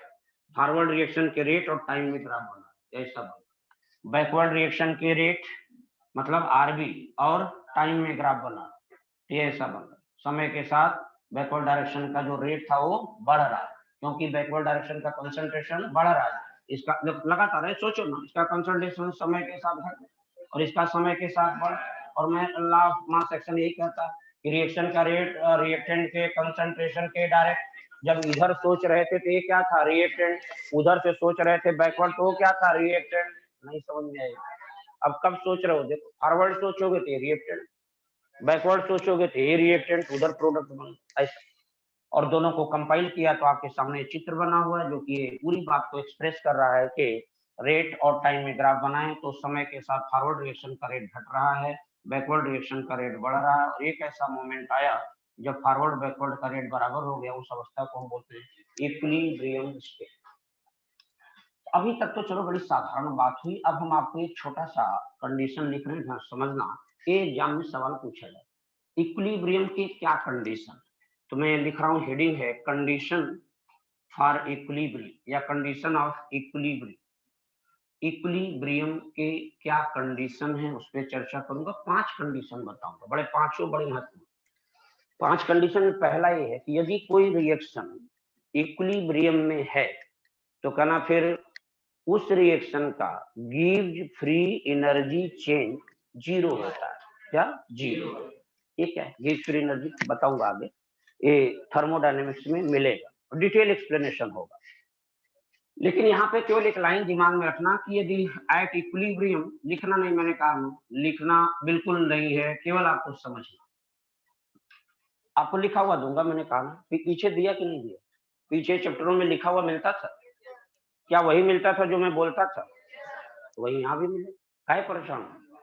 क्या पता नहीं देगा कि नहीं देगा, लिख ही लो, इसकी बात का क्या भरोसा? नहीं, भरोसा करो, क्योंकि हमारा जो भरोसा हम बना पाएंगे वही हमारा आगे का कैरियर। आज हम भरोसा तोड़ देंगे तो बस 1 साल तोड़ दूंगा, 2 साल तोड़ दूंगा, तीसरी बार सब कहेंगे कि भरोसा तोड़ने वाला है। ठीक, तो भरोसा हमें बनाना है, देखो हमें बना के रखना, बिगाड़ के नहीं। तो इसीलिए थोड़ा सा बिलीव करिए, सुनते जाइए, समझते जाइए, पीते जाइए, कहने मतलब उसको अंदर आत्मसात करो, बैठाओ यहाँ पर, अच्छा ऐसा हो रहा है, ऐसा, और जैसे बुकलेट मिलेगा पढ़ो, अच्छा अरे वही तो हो रहा है। तो 2 बार की फीलिंग लो, एक ही बार लिख लिया, समझ लिया, वो फील नहीं है, उस समय ज्यादा फील है। हाँ यार ये सब तो सुना, यही सब बातें हुई थी, तो उस समय आपको अच्छा लगे। इधर एट इक्विलिब्रियम मैंने कहा कोई रिएक्शन है उसमें इक्विलिब्रियम आ गया, तो ये कन्फर्म है। यदि रिएक्शन में इक्विलिब्रियम आ चुका है, तो इसका मतलब उस रिएक्शन का गिव्स फ्री एनर्जी चेंज, जिसको हम डेल्टा जी बोलते हैं, एट इक्विलिब्रियम गिव्स free energy change is equals to क्या होता है, zero, is equals to zero. Equals to zero कैसे हो गया भाई? चलो इसका मतलब समझते हैं, दैट इज डेल्टा जी क्या होगा, जी। अच्छा, किसी भी का जब चेंज, कोई रिएक्शन है, मान लो ए से बी बन रहा है, तो ये बताओ चेंज कैसे निकालते हैं, या ऐसे लिखो, रिएक्टेंट से प्रोडक्ट बन रहा है, रिएक्टेंट से प्रोडक्ट बन रहा है, तो चेंज हमेशा कैसे निकालते हैं, product minus reactant, change maximum ऐसे ही निकालते। तो इसका मतलब है कि कोई रिएक्शन यदि इक्विलिब्रियम में है, 5 कंडीशन बताऊंगा, पांचों दिमाग में बिल्कुल बैठा लेना कि इसका मतलब, और यदि रिएक्शन इक्विलिब्रियम है, इट मींस इस रिएक्शन का डेल्टा जी क्या होगा, जीरो। अच्छा, डेल्टा जी आता कैसे? कहना डेल्टा जी आता है जीपी माइनस जी आर, कहना GP give free energy of product, और ये क्या है, गिव फ्री एनर्जी ऑफ, तो जब प्रोडक्ट की गिव्स फ्री एनर्जी बोलो चाहे फ्री एनर्जी बोलो, एक ही चीज। एक्चुअली फ्री एनर्जी का कॉन्सेप्ट गिव्स ने दिया, इसलिए उनका नाम साथ में जोड़ दिया, gives free energy of product minus gives free energy of reactant करने से डेल्टा जी। और आपने कहा यार ये रिएक्शन इक्विलिब्रियम है तो डेल्टा जी क्या होगा, जीरो। कहना जीरो होगा कब, जब ये दोनों बराबर हो जाए। अरे जो जैसे मान लो 10 है तो ये भी -10 बराबर होंगे, तभी तो कट के जीरो।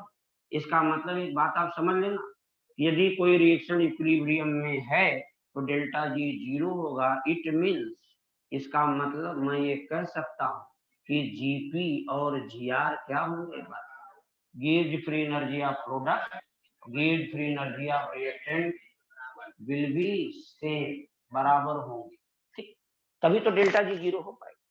इसका मतलब एक बात श्योर हो गई कि कोई रिएक्शन मान लो स्टार्ट हुआ, चला, तो शुरू में गिव्स फ्री एनर्जी रिएक्टेंट का और प्रोडक्ट का बराबर नहीं था, चलते चलते चलते एक ऐसा समय आया कि जब प्रोडक्ट का गिव्स फ्री एनर्जी रिएक्टेंट के गिव्स फ्री एनर्जी क्या हो गया, बराबर, तो आप समझ जाना कि रिएक्शन में इक्विलिब्रियम आ चुका है, तो वहां पे डेल्टा जी निकालोगे क्या आएगा, जी। तो चलिए लाइन समझ में आ गई होगी कि एट इक्विलिब्रियम गिव्स free energy change is of reaction is equals to zero. But यहाँ पे एक लाइन लिखूंगा, ध्यान समझना, लेकिन स्टैंडर्ड गिव फ्री एनर्जी चेंज रिएक्शन का जीरो नहीं होता। घुमा के सवाल देगा कि बताओ कोई रिएक्शन इक्विलिब्रियम में है तो उसका क्या जीरो होगा, कहना डेल्टा जी जीरो होगा। Give free energy change equilibrium पर जीरो होता है, बट स्टैंडर्ड गिव फ्री एनर्जी चेंज जीरो नहीं होता है। याद रखना, ये बड़ी महत्वपूर्ण बात है, इसी में कंफ्यूज कर देते हैं। तो स्टैंडर्ड कब निकालते हैं समझते हैं? स्टैंडर्ड का मतलब है टेम्परेचर 25 डिग्री हो और प्रेशर 180, ये स्टैंडर्ड कंडीशन है। जिस वातावरण में हम रहते हैं हम यही चाहते हैं कि यहाँ का प्रेशर 180 हो और टेम्परेचर 25, यही स्टैंडर्ड आइडियल कंडीशन हमारे बॉडी के लिए फेवरेबल है। टेम्परेचर जब 1 से ज्यादा हो तो भी हमें दिक्कत होती, टेम्परेचर 25 से ज्यादा हो या 25 से कम हो तो भी हम अनकंफर्ट फील करते, ये स्टैंडर्ड कंडीशन है, ठीक है। अब बात को समझो जरा सा, इसीलिए क्या कहता है, स्टैंडर्ड कंडीशन पे हमेशा किसी को निकाला जाता है, कारण क्या है, जैसे मान लो हम कहें कि एक रिएक्शन है, यहाँ पर मैंने उसका गिव्स फ्री एनर्जी चेंज निकाला, डेल्टा जी, पता लगा 100 आया, मैं अमेरिका फोन किया कि तुम जरा निकालो इस रिएक्शन का गिव्स फ्री एनर्जी, उसने कहा मेरा तो 300 आ रहा, तुमने कहा ऐसा क्यों, एक ही रिएक्शन जो यहाँ था उसका डेल्टा जी 100 आ रहा था मेरे हिसाब से और उसके हिसाब से 300 आ रहा, दोनों में परिवर्तन आ, क्यों, वहां का वातावरण अलग है, यहाँ का अलग, वहां पे एटमॉस्फेरिक प्रेशर टेम्परेचर कुछ अलग है, यहाँ अलग, मतलब क्लाइमेट ही पूरा बदला हुआ, और क्लाइमेट बदल गया तो फिर वो जो चीज निकालो वो बदल, इसीलिए कोई भी चीज हमेशा हम स्टैंडर्ड निकाल। अच्छा, स्टैंडर्ड निकालना तब तो फिक्स है कि 25 टेम्परेचर 180 प्रेशर पर डेल्टा जी यहाँ मैंने निकाला, और उससे मैंने कहा तुम भी स्टैंडर्ड गिव फ्री एनर्जी निकाल के भेजो, तो क्या करेगा, लैब में जाएगा, पहले सारा टेम्परेचर क्या करेगा 25, प्रेशर 1, फिर निकाल के तब वो रिजल्ट भेजेगा, तो हमारा उसका रिजल्ट क्या करेगा, मैच।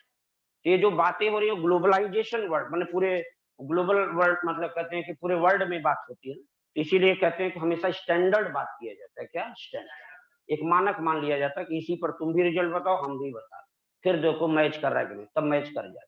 और यदि स्वतंत्र छोड़ दें तो हमारा रिजल्ट कुछ और आएगा, उनका कुछ और। कारण है कि वहां का वातावरण अलग है, यहाँ का अलग। एक खैर फिलहाल छोड़ो, मैं इस पर डिस्कस करूंगा आगे की जब डिस्कशन आएगा, जब थर्मोडायनेमिक्स, तो पूरा एक्सप्लेनेशन ही होगा वहां पर।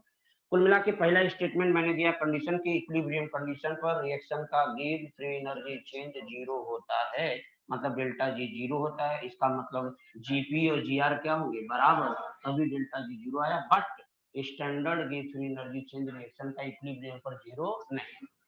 दूसरा एक कंडीशन है कहना, जो कि मैं जानता हूं कि यदि एट इक्विलिब्रियम होता क्या है कहना, एट इक्विलिब्रियम कोई रिएक्शन इक्विलिब्रियम में है, इसका मतलब आरएफ और आरबी क्या होंगे, बराबर। वही तो है इक्विलिब्रियम की अवस्था। जब फॉरवर्ड रिएक्शन का रेट बैकवर्ड रिएक्शन का रेट बराबर हो जाए, उसी अवस्था को क्या बोलते हैं, इक्विलिब्रियम। इसका मतलब कोई रिएक्शन इक्विलिब्रियम में यदि है तो फॉरवर्ड रिएक्शन का रेट बैकवर्ड रिएक्शन के रेट क्या होंगे, बराबर। तीसरे नंबर पे बात करूंगा, जरा ध्यान से सुनना, बहुत ही महत्वपूर्ण बात है। यदि कोई रिएक्शन में इक्विलिब्रियम आ गया तो कहना एट इक्विलिब्रियम, रिएक्शन शुरू में इक्विलिब्रियम में नहीं था, चलते चलते चलते कहाँ आ गए, इक्विलिब्रियम। तो कहना at equilibrium concentration of reactant and concentration of product, concentration of reactant and concentration of product will be constant, will be equal नहीं, will be constant, equal अलग है, constant अलग, will be equal, कहना इसका मतलब क्या, sorry constant, will be constant, कहना इसका मतलब समझाओ क्या तुम लिख दिए भाई। कहना कुछ नहीं लिखा, मैं साधारण सी बात बता रहा हूँ, जरा समझ लो। कहना यदि कोई रिएक्शन इक्विलिब्रियम में आ गई तो फिर रिएक्टेंट और प्रोडक्ट के कंसंट्रेशन अब कांस्टेंट रहेंगे, समय के साथ चेंज नहीं। जब तक इक्विलिब्रियम नहीं आया था, रिएक्टेंट का कंसंट्रेशन और प्रोडक्ट का कंसंट्रेशन बदल रहा था। रिएक्टेंट का कंसंट्रेशन समय के साथ घट रहा था, प्रोडक्ट का कंसंट्रेशन समय के साथ बढ़ रहा था।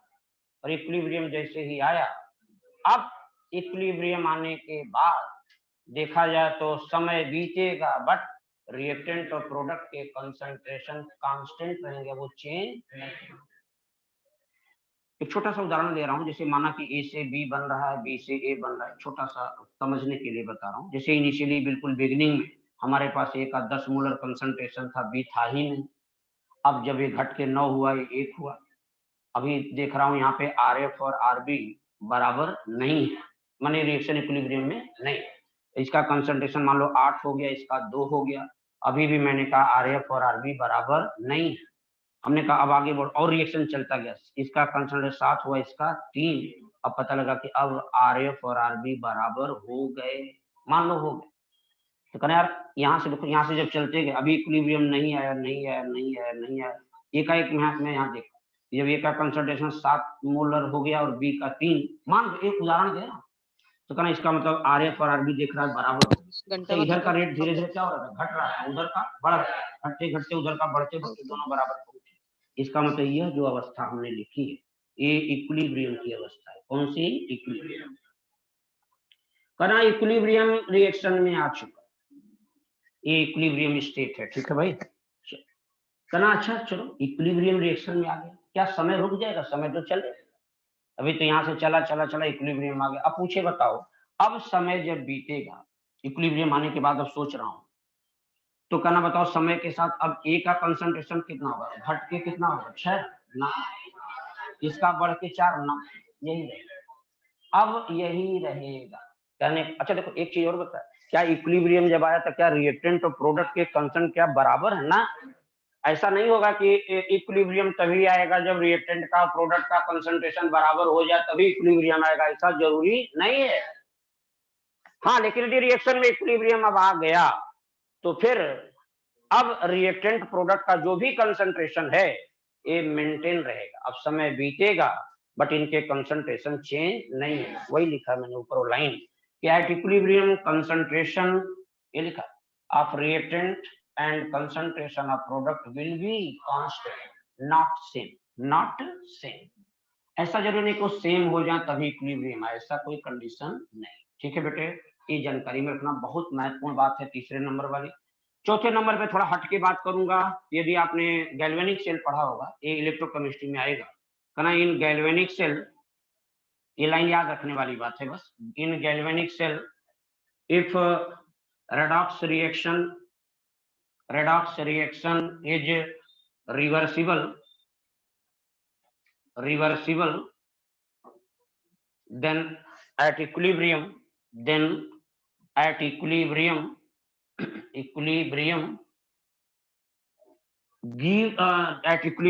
EMF of cell माने ऐसे लिखिए ई सेल मतलब समझ EMF ऑफ सेल, या इसी को पोटेंशियल ऑफ सेल बोलते हैं। बोल दो क्या बोलते हैं, पोटेंशियल, या वोल्टेज ऑफ सेल भी बोलते हैं। सेल का वोल्टेज या सेल का पोटेंशियल या सेल का EMF, एक ही चीज। EMF ऑफ सेल 0 होता है। पूरी बात को पहले समझना नहीं तो दिक्कत होगी। मैंने कहा कि कोई गैल्वेनिक सेल में जो रेडॉक्स रिएक्शन हो रहा है, अच्छा गैल्वेनिक सेल के अंदर रेडॉक्स रिएक्शन होता है, पढ़ा होगा, थोड़ा चित्र देखो, याद करो, ये ऐसा करके पढ़ा होगा। देखो देखो देखो, अभी 2 मिनट में समझाता हूँ। ये जिंक की राड था, जिंक के साल्ट में डूबा था, ZnSO4 में डूबा। ये कॉपर की राड है, कॉपर की राड को कॉपर सल्फेट में डूबा, कॉपर सल्फेट है, दोनों को जोड़ दिया, यहाँ पे साल्ट ब्रिज लगा दिया, यहाँ अच्छा ऑक्सीडेशन ऑफ है, रिडक्शन है, यहाँ ऑक्सीडेशन होगा, जिंक जो है जिंक आयन के रूप में सोल्यूशन में आता है, सोल्यूशन के अंदर का कॉपर आयन कॉपर के रूप में यहाँ डिपॉजिट होता है, यहाँ क्या हो रहा है ऑक्सीडेशन, यहाँ रिडक्शन। ये लिखेंगे Zn gives Zn+2 + 2 electron, oxidation में इलेक्ट्रॉन निकलता है। अच्छा यही इलेक्ट्रॉन जब अंदर आएगा यहाँ पर, तो कॉपर आयन जो सोल्यूशन में है वो इलेक्ट्रॉन वही दोनों लेकर के Cu, यहाँ क्या हो रहा है रिडक्शन, यहाँ इलेक्ट्रॉन ले रहा है और यहाँ इलेक्ट्रॉन निकल, ये ऑक्सीडेशन ये रिडक्शन, तो दोनों हाफ को जब जोड़ देते हैं, इधर देखो ये हो गया Zn gives Zn+2 + 2 इलेक्ट्रॉन, ये ऑक्सीडेशन हाफ है, ये रिडक्शन हाफ लिखा है, Cu+2 + 2 इलेक्ट्रॉन, Cu बन गया, देखो लेफ्ट राइट में इलेक्ट्रॉन कैंसिल कर दिया, Zn+Cu+2 gives Zn+2 + Cu, तो ना ये जो रिएक्शन हमें दिख रहा है ये गैल्वेनिक सेल रिएक्शन। और galvanic cell reaction redox reaction होता है, कहना कैसे, हमें तो दिख रहा है, नहीं दिख रहा, देखो ध्यान देखो, जिंक 0 से कहाँ गया +2 ऑक्सीडेशन, कॉपर +2 से 0 रिडक्शन। और रेडॉक्स रिएक्शन क्या होता है, कहना ऐसा रिएक्शन जिसमें साइमल्टेनियसली ऑक्सीडेशन भी हो रिडक्शन। ये तो श्योर हो गया कि गैल्वेनिक सेल का जो रिएक्शन होता है मेन रिएक्शन यही है, ये रेडॉक्स रिएक्शन होता है। वही मैंने लाइनें लिखी ऊपर, यदि कोई गैल्वेनिक सेल है और उसमें लिखा है, देखो शर्त में मैंने लिखा कि in galvanic cell if redox reaction is reversible, वो जो रेडॉक्स रिएक्शन हो रहा है वो क्या हो रिवर्सिबल, तब उस गैल्वेनिक सेल का जो इक्विलिब्रियम पर यदि EMF निकालें, इक्विलिब्रियम पर क्या निकालें EMF, तो 0 आएगा, क्या आएगा 0। बट एक शर्त है, but standard EMF of galvanic cell is not equals to 0। Standard, यही सब छोटी छोटी बातें फंसा सकता है आपको। Standard EMF of galvanic cell is not equals to 0। तो बताइए, 2 बात आपको हमने बताया महत्वपूर्ण, कि कोई गैल्वेनिक सेल है उसके अंदर जो रेडॉक्स रिएक्शन हो रहा है यदि वो रिवर्सिबल रिएक्शन है, अच्छा रिवर्सिबल तो इसमें देर सवेर इक्विलिब्रियम आएगी, अरे बोलो आएगी कि नहीं, यस। यदि कोई रिवर्सिबल रिएक्शन है तो उसमें लेटर सुनर कभी न कभी इक्विलिब्रियम आएगी। वही तो बताया कि कोई गैल्वेनिक सेल है उसके अंदर जो रेडॉक्स रिएक्शन है, मान लो उसमें इक्विलिब्रियम आ गया, और इक्विलिब्रियम जब आ जाएगा तो इक्विलिब्रियम कंडीशन पर उस गैल्वेनिक सेल का EMF निकाला जाए, क्या EMF, तो 0 आता है। बट उसी गैल्वेनिक सेल का इक्विलिब्रियम कंडीशन पर स्टैंडर्ड EMF निकाला तो 0 नहीं है। वही 2 लाइनें। अच्छा ये लाइनें तुम कनेक्ट कर सकते बेटा यहाँ से, जैसे ऊपर देखो पहली लाइन जो लिखा था वहां से मैं जोड़ूंगा इसको, कहना इक्विलिब्रियम पर रिएक्शन का ΔG 0 होता है, बट ΔG नॉट 0 नहीं होता। यही से देखो यहाँ कनेक्ट करो, इक्विलिब्रियम पर गैल्वेनिक सेल का EMF 0 होता है, बट स्टैंडर्ड EMF 0 नहीं होता। तो 2 सूत्र मैं आपको बताऊंगा, याद हो, पढ़ा होगा कहीं कहीं, नहीं पढ़ा तो आगे पढ़ोगे, कि एक आता है कि ΔG बराबर होता है -NF E सेल, और एक पढ़ा होगा ΔG नॉट बराबर -NF E not of cell, ये EMF ऑफ सेल। और ये स्टैंडर्ड ईएमएफ ऑफ ये गिव्स फ्री एनर्जी चेंज, ये स्टैंडर्ड गिव्स फ्री एनर्जी चेंज। अच्छा जरा दोनों में जरा फील ले आओ थोड़ा सा। मैंने कहा इक्विलिब्रियम पर किसी गैल्वेनिक सेल की बात कर रहा हूँ। गैल्वेनिक सेल का जो ईएमएफ इक्विलिब्रियम पर क्या होगा, zero. EMF of galvanic cell at equilibrium zero. जब ये जीरो होगा तो ये भी जीरो। तो देखो इक्विलिब्रियम पर मैंने कहा था डेल्टा जी जीरो होता है, लेकिन एक लाइन यहाँ बोला कि गैल्वेनिक सेल है इक्विलिब्रियम पर, तो बताओ इक्विलिब्रियम पर क्या उस गैल्वेनिक सेल का स्टैंडर्ड ईएमएफ जीरो होगा? नहीं, तो डेल्टा जी नाम भी जीरो नहीं।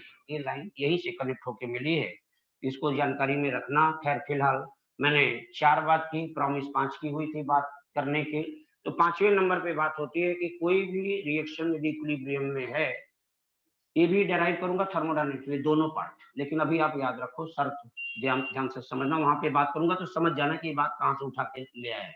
दैट इक्विलिब्रियम का एंट्रोपी चेंज, किसी भी रिएक्शन का एंट्रोपी चेंज ये जीरो होता है, but standard entropy change is not equals to zero. ये टोटल बेटा 5 इक्विलिब्रियम के कंडीशन हैं जो कि आपको याद रखना पड़ेगा। पहला कंडीशन मैंने आपके सामने रखा कि कोई रिएक्शन इक्विलिब्रियम में है तो उस रिएक्शन का gives free energy change, it means delta G zero होता है, बट उस रिएक्शन का स्टैंडर्ड गिव्स फ्री एनर्जी चेंज जीरो नहीं है। दूसरा बताया कि यदि कोई रिएक्शन इक्विलिब्रियम में है, इसका मतलब फॉरवर्ड डायरेक्शन का रेट बैकवर्ड डायरेक्शन का रेट क्या होगा, बराबर। और ये तीसरे नंबर पे बात किया कि यदि रिएक्शन रिवर्स इक्विलिब्रियम में है तो रिएक्टेंट और प्रोडक्ट के कंसंट्रेशन, इक्विलिब्रियम कंडीशन पर रिएक्टेंट और प्रोडक्ट के कंसंट्रेशन कांस्टेंट होंगे, नॉट नेसेसरी की सेम हो, ऐसा कोई जरूरी नहीं, हो भी सकते हैं लेकिन ऐसा कोई नियम नहीं है कि एक कंसंट्रेशन बराबर होंगे दोनों रिएक्टेंट प्रोडक्ट के तभी इक्विलिब्रियम आएगा, ऐसा जरूरी नहीं। ठीक, हाँ, लेकिन इक्विलिब्रियम आने के बाद अब समय चाहे जितना भी बीते, रिएक्टेंट और प्रोडक्ट के कंसंट्रेशन जो है अब वही रहेंगे। जैसे मान लो कोई रिएक्शन यही मैं लिखा हूं, मान लो इसी में अब इस समय इस इक्विलिब्रियम आ गया, इक्विलिब्रियम रिएक्शन में आ गया, मैं खुश में चला गया, 10 घंटे बाद फिर वापस आया, फिर मैंने देखा कि अभी तो इक्विलिब्रियम मेंटेन है, अभी भी तुम देखोगे तो ए और बी का कंसंट्रेशन जितना था उतना ही रहेगा। इसका मतलब इक्विलिब्रियम आने के बाद रिएक्टेंट प्रोडक्ट का कंसंट्रेशन कांस्टेंट हो जाता है, समय के साथ चेंज नहीं।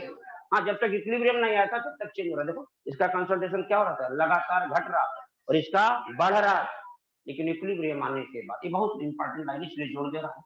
फिर चौथे नंबर पे बात किया कि कोई गैल्वेनिक सेल है तो उसके अंदर रेडॉक्स रिएक्शन जो होता है यदि वो रिवर्सिबल है, इक्विलिब्रियम कंडीशन पर गैल्वेनिक सेल का ईएमएफ जीरो होगा बट स्टैंडर्ड ईएमएफ जीरो नहीं। मैंने कहा कोई रिएक्शन इक्विलिब्रियम में है तो उस रिएक्शन का एंट्रोपी चेंज जीरो होगा but standard entropy change zero नहीं। ये 5 कंडीशन है। अब थोड़ा सा इसका कैरेक्टरिस्टिक के बारे में बात करूंगा।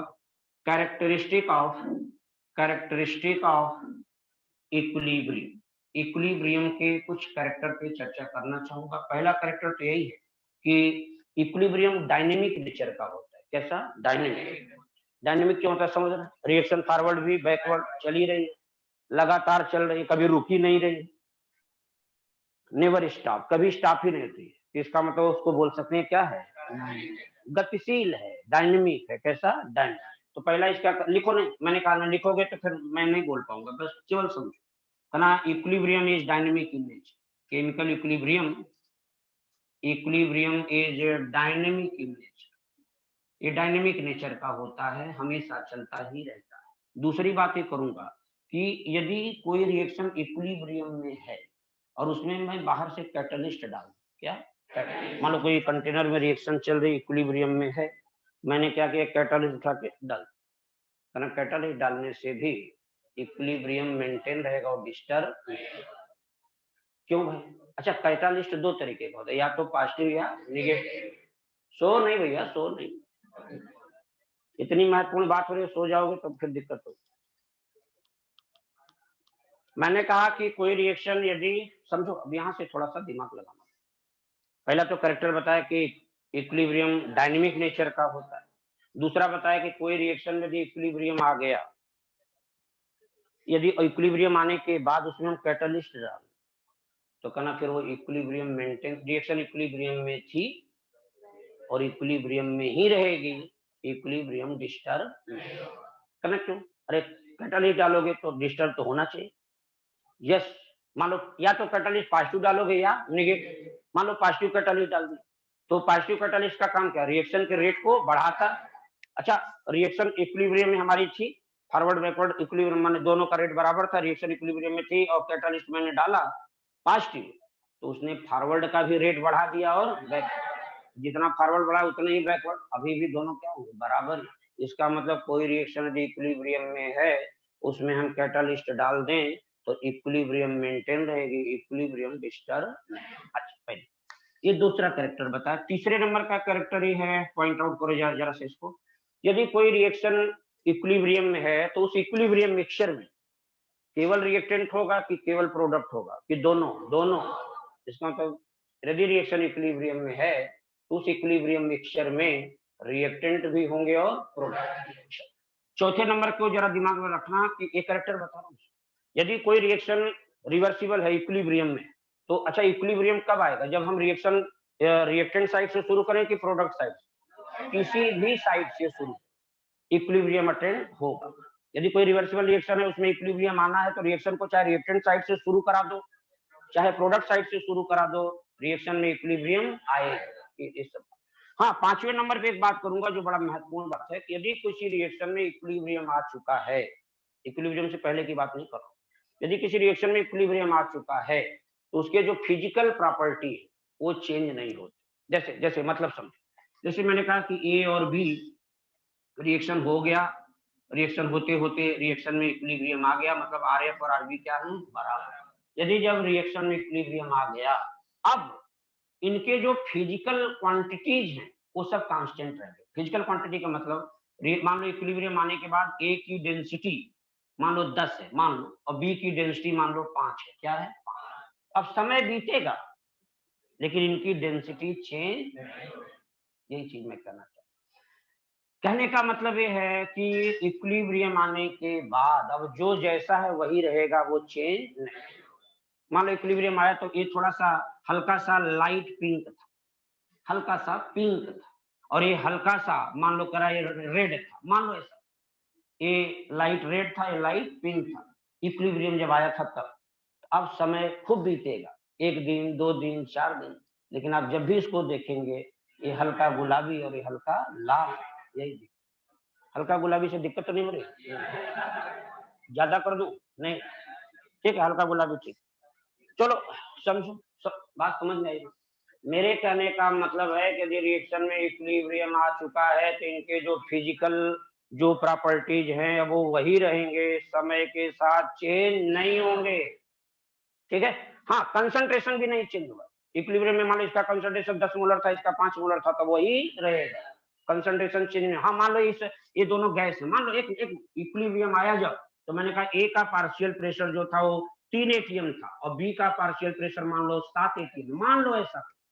बताओ, इक्विलिब्रियम आ चुका है, ए का प्रेशर जब नापा देखा, पार्शियल प्रेशर ए का 3 एटीएम था, बी का 7 एटीएम। अब बताओ समय बीतेगा तो क्या इनके पार्शियल प्रेशर चेंज होंगे? नहीं, यही मेंटेन कर। कहने का मतलब किसी रिएक्शन में इक्विलिब्रियम आ जाए तो उनकी जो फिजिकल प्रॉपर्टीज हैं वो कांस्टेंट बनी रहती हैं, समय के साथ चेंज नहीं होंगी। डेंसिटी है, पार्शियल प्रेशर है, कंसंट्रेशन है, ये सब कांस्टेंट बना रहता है, फिर अब चेंज नहीं। चलिए खैर, ये सब तो कैरेक्टर की बात किया। आइए मैं आपको सामने 2 बात और रखना चाहूंगा कि equilibrium depends upon, chemical equilibrium किन किन फैक्टर पे डिपेंड करता है। किसी रिएक्शन का केमिकल इक्विलिब्रियम किन किन फैक्टर पे डिपेंड करेगा, या किसी रिएक्शन का इक्विलिब्रियम किस पर डिपेंड नहीं। तो पहला हेडिंग एक डाल रहा हूं कि इक्विलिब्रियम डिपेंड्स अपॉन, किसी रिएक्शन का जो इक्विलिब्रियम है वो किन किन फैक्टर पे डिपेंड करेगा। पहली बात ये, तो कह रहे 5 फैक्टर पे डिपेंड करता है। वो पांचों का नाम यहां ले रहा हूं, ध्यान से समझ। केमिकल इक्विलिब्रियम, इक्विलिब्रियम बोले या केमिकल, अरे यार इक्विलिब्रियम बोले या केमिकल इक्विलिब्रियम। एक्चुअली इक्विलिब्रियम हम कहां ले आ रहे हैं? रिएक्शन, किसी केमिकल रिएक्शन, तो उसमें नाम जोड़ देते हैं केमिकल इक्विलिब्रियम। फालतू को जोड़ो नहीं, बस सीधा बोलो इक्विलिब्रियम। रिएक्शन के अंदर जो इक्विलिब्रियम आता है वो किन किन फैक्टर पे डिपेंड करता है। पहला, टेम्परेचर पे डिपेंड करे, रिएक्शन के टेम्परेचर को बदल दो, इक्विलिब्रियम बदल। जैसे जैसे सोचो, थोड़ा थोड़ा फील भी लेते हैं, जैसे ए से बी बना, बी से ए बना, ए 25 डिग्री टेम्परेचर था, मान लो एक मिनट के लिए मान ही लो आप, या चलो 25 नहीं, मान लो इसका टेम्परेचर 30 डिग्री था, तो 30 डिग्री टेम्परेचर पर यह रिएक्शन इक्विलिब्रियम में आ गई, मतलब RF और RB बराबर है। और मैंने कहा ये जो रिवर्सिबल रिएक्शन एंडोथर्मिक है, कैसा? मान फिर से ये रिएक्शन है, एंडोथर्मिक है, इक्विलिब्रियम में है, 30 डिग्री पर इक्विलिब्रियम में है।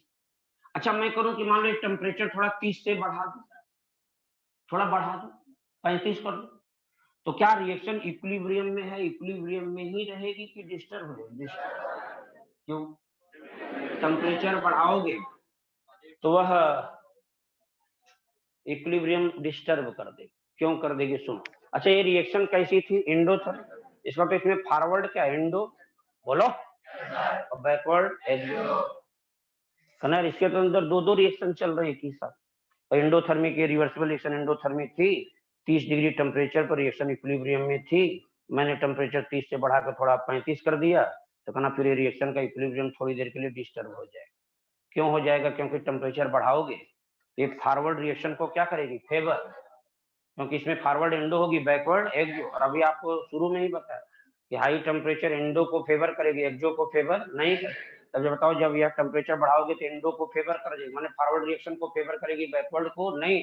इसका मतलब रिएक्शन फॉरवर्ड बढ़ जाएगा, बैकवर्ड घट जाएगा। इसका मतलब फॉरवर्ड बैकवर्ड घट गया, इसका मतलब फॉरवर्ड बढ़ जाएगा, बैकवर्ड घट जाएगा। फॉरवर्ड का रेट बैकवर्ड से ज्यादा। और बताओ फॉरवर्ड का रेट बैकवर्ड से ज्यादा होगा तो क्या इक्विलिब्रियम की अवस्था है? नहीं, इक्विलिब्रियम डिस्ट्रॉय हो गया, नष्ट हो गया, क्योंकि पहले इक्विलिब्रियम था 30 डिग्री टेम्परेचर पर मेंटेन था, मैंने टेम्परेचर बढ़ाया, इक्विलिब्रियम बिगड़ गया, डिस्टर्ब हो गया। क्यों हो गया? कहना यार इसके अंदर दो रिएक्शन थे, एंडो और एक्सो, फॉरवर्ड एंडो, बैकवर्ड एक्सो। टेम्परेचर बढ़ाएंगे एंडो को फेवर कर जाएगी, रिएक्शन फॉरवर्ड ज्यादा तेज चलने लगेगा, बैकवर्ड थोड़ा स्लो हो जाएगा, तो फॉरवर्ड का रेट बैकवर्ड से बढ़ा नहीं, रिएक्शन का इक्विलिब्रियम डिस्टर्ब हो गया, यही कारण। खैर सब मैं ली चटर्जी प्रिंसिपल में जब बात करूंगा तो effect of temperature on equilibrium पर डिटेल चर्चा होगी, लेकिन एक जनरल सा एक आइडिया दे रहा हूँ, दिमाग में रख के चलना कि किसी भी रिएक्शन का जो इक्विलिब्रियम हो टेम्परेचर ऑफ रिएक्शन पर डिपेंड करता है। किस पर?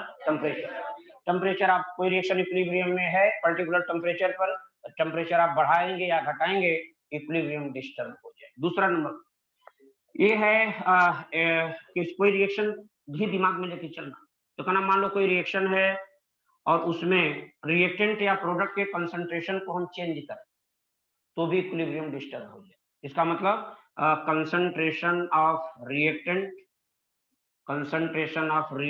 या कंसंट्रेशन ऑफ प्रोडक्ट पर भी डिपेंड करता है। या ऐसे ना करो तो थोड़ा सा और अच्छे से लाइन लिखना चाहते हैं तो ये लिखो कि एडिशन और रिमूवल ऑफ रिएक्टेंट और प्रोडक्ट। रिएक्शन में रिएक्टेंट प्रोडक्ट दोनों होंगे ना, रिएक्टेंट और प्रोडक्ट। कहना कोई रिएक्शन मान लो इक्विलिब्रियम में है, इक्विलिब्रियम आ चुका, अब मैं उसमें थोड़ा सा रिएक्टेंट बाहर से डाल दूं कंटेनर के अंदर, या थोड़ा सा प्रोडक्ट निकाल लूं, या प्रोडक्ट थोड़ा डाल दूं, या रिएक्टेंट थोड़ा सा निकाल लूं, तो कहना फिर इक्विलिब्रियम डिस्टर्ब हो जाए। समझ आ रहा है आप लोगों को? सुन एक बार पूछ लो। Hello yes sir. हाँ सर। क्लियर है sir? Yes sir. Yes sir. Okay sir, clear है। चलो ठीक है, thank you. Okay thank you. Clear है, क्लियर है। Okay sir, thank you sir. सुनो भाई, एडिशन और रिमूवल ऑफ रिएक्टेंट और प्रोडक्ट, एक एक बात को बड़ी गहराई से सोच के चलना, क्योंकि चैप्टर में थोड़ा सा भी कंफ्यूजन होगा तो सब मजा नहीं आएगा। इसका तो कोई रिएक्शन इक्विलिब्रियम में है, हमने रिएक्टेंट के कंसंट्रेशन बाहर से थोड़ा बढ़ा दिया या थोड़ा सा उसमें से निकाल लिया, या प्रोडक्ट का थोड़ा अमाउंट डाल दिया या निकाल लिया, है ना, फिर इक्विलिब्रियम मेंटेन नहीं रहेगा, इक्विलिब्रियम लड़खड़ा जाएगा, मतलब डिस्टर्ब। थोड़ी देर पहले इक्विलिब्रियम चला, अब एकाएक ऐसे हो जाए, हिल जाए, हाँ आ जाएगा, थोड़ी देर बाद फिर आ जाएगा, लेकिन तुरंत के लिए फिर डिस्टर्ब हो जाएगा। सर मैं वही इंस्टेंटेनियस बात कर रहा हूँ कि तुरंत का देखो कि क्या हुआ, टेम्परेचर बढ़ाओगे तुरंत इक्विलिब्रियम था, अब तुरंत डिस्टर्ब हो, अब 35 डिग्री का, हाँ 35 डिग्री करके छोड़ दिया तो फिर 35 डिग्री पर भी थोड़ी देर में इक्विलिब्रियम आ जाएगा। ऐसा नहीं कि वो बिगड़ गया तो बिगड़ ही गया, मेंटेन हो जाएगा, लेकिन इंस्टेंट पर, उस इंस्टेंट पे डिस्टर्ब हो गया। वही चीज यहाँ कर रहा हूँ कि कोई रिएक्शन इक्विलिब्रियम में है, रिएक्टेंट या प्रोडक्ट का हम रिमूवल करें या एडिशन करें तो भी इक्विलिब्रियम डिस्टर्ब होगा। बस एक शर्त है कि वह जिसका एडिशन या रिमूवल करो सॉलिड नहीं होना चाहिए, सॉलिड नहीं होना चाहिए। जैसे जैसे जैसे उदाहरण दूं, जैसे मैंने कहा कि एक कैल्शियम कार्बोनेट था, ये टूट करके कैल्शियम ऑक्साइड बना रहा था, CO2 बना रहा था, ये रिएक्शन कंटेनर में हो रही थी, RF और RB बराबर था, रिएक्शन इक्विलिब्रियम में था, ये सब्सटेंस सॉलिड है, ये गैस है, कना सॉलिड सब्सटेंस है, सॉरी ये रिएक्शन इक्विलिब्रियम में है। मैंने क्या किया, बाहर से कंटेनर में थोड़ा सा कैल्शियम कार्बोनेट डाल दिया, तो एक तरीके से मैंने रिएक्टेंट का कंसंट्रेशन बढ़ा दिया। ये रिएक्शन का इक्विलिब्रियम डिस्टर्ब होना चाहिए, बट डिस्टर्ब नहीं होगा, क्योंकि आपने जिसका एडिशन किया वो क्या है, सॉलिड। इक्विलिब्रियम में है, हम रिएक्टेंट या प्रोडक्ट के कंसंट्रेशन को चेंज करते हैं तो इक्विलिब्रियम डिस्टर्ब होता है, बट एक शर्त है कि वह रिएक्टेंट और प्रोडक्ट यदि सॉलिड है तो उसके एडिशन या रिमूवल से इक्विलिब्रियम डिस्टर्ब नहीं। देखो ये रिएक्शन इक्विलिब्रियम में थी, ऊपर देखो, ऊपर ऊपर, और इसमें यदि हम कैल्शियम कार्बोनेट बाहर से डाल दें तो क्या इसका इक्विलिब्रियम डिस्टर्ब होगा कि मेंटेन रहेगा? मान लो हमने इसमें से थोड़ा सा कैल्शियम ऑक्साइड निकाल दें तो भी इक्विलिब्रियम मेंटेन रहेगा, लेकिन हम कहें नहीं, हम थोड़ा सा बाहर से CO2 डाल दें तब डिस्टर्ब हो, और CO2 थोड़ा सा निकाल लें तब डिस्टर्ब हो। तो शर्त भी समझना। एक तो बड़ी कॉमन बात बोला कि कोई रिएक्शन इक्विलिब्रियम में है, रिएक्टेंट या प्रोडक्ट का एडिशन या रिमूवल करेंगे तो इक्विलिब्रियम डिस्टर्ब होती है, बट एक नियम है कि यदि वो रिएक्टेंट या प्रोडक्ट जिसका हम एडिशन या रिमूवल कर रहे हैं यदि वो सॉलिड सब्सटेंस है तब फिर रिएक्शन इक्विलिब्रियम में थी, इक्विलिब्रियम में ही रहेगी, इक्विलिब्रियम डिस्टर्ब नहीं। ये लाइन बहुत ही इंपॉर्टेंट है, लेकिन खैर आपको एक बार और मैं चर्चा करूंगा जब मैं नीचे प्रिंसिपल बताऊंगा, इन्हीं का जिक्र करूंगा, ये बात को समझ। कुल मिला के मैंने जो लाइन बोली, 2 लाइन केवल बोल पाए।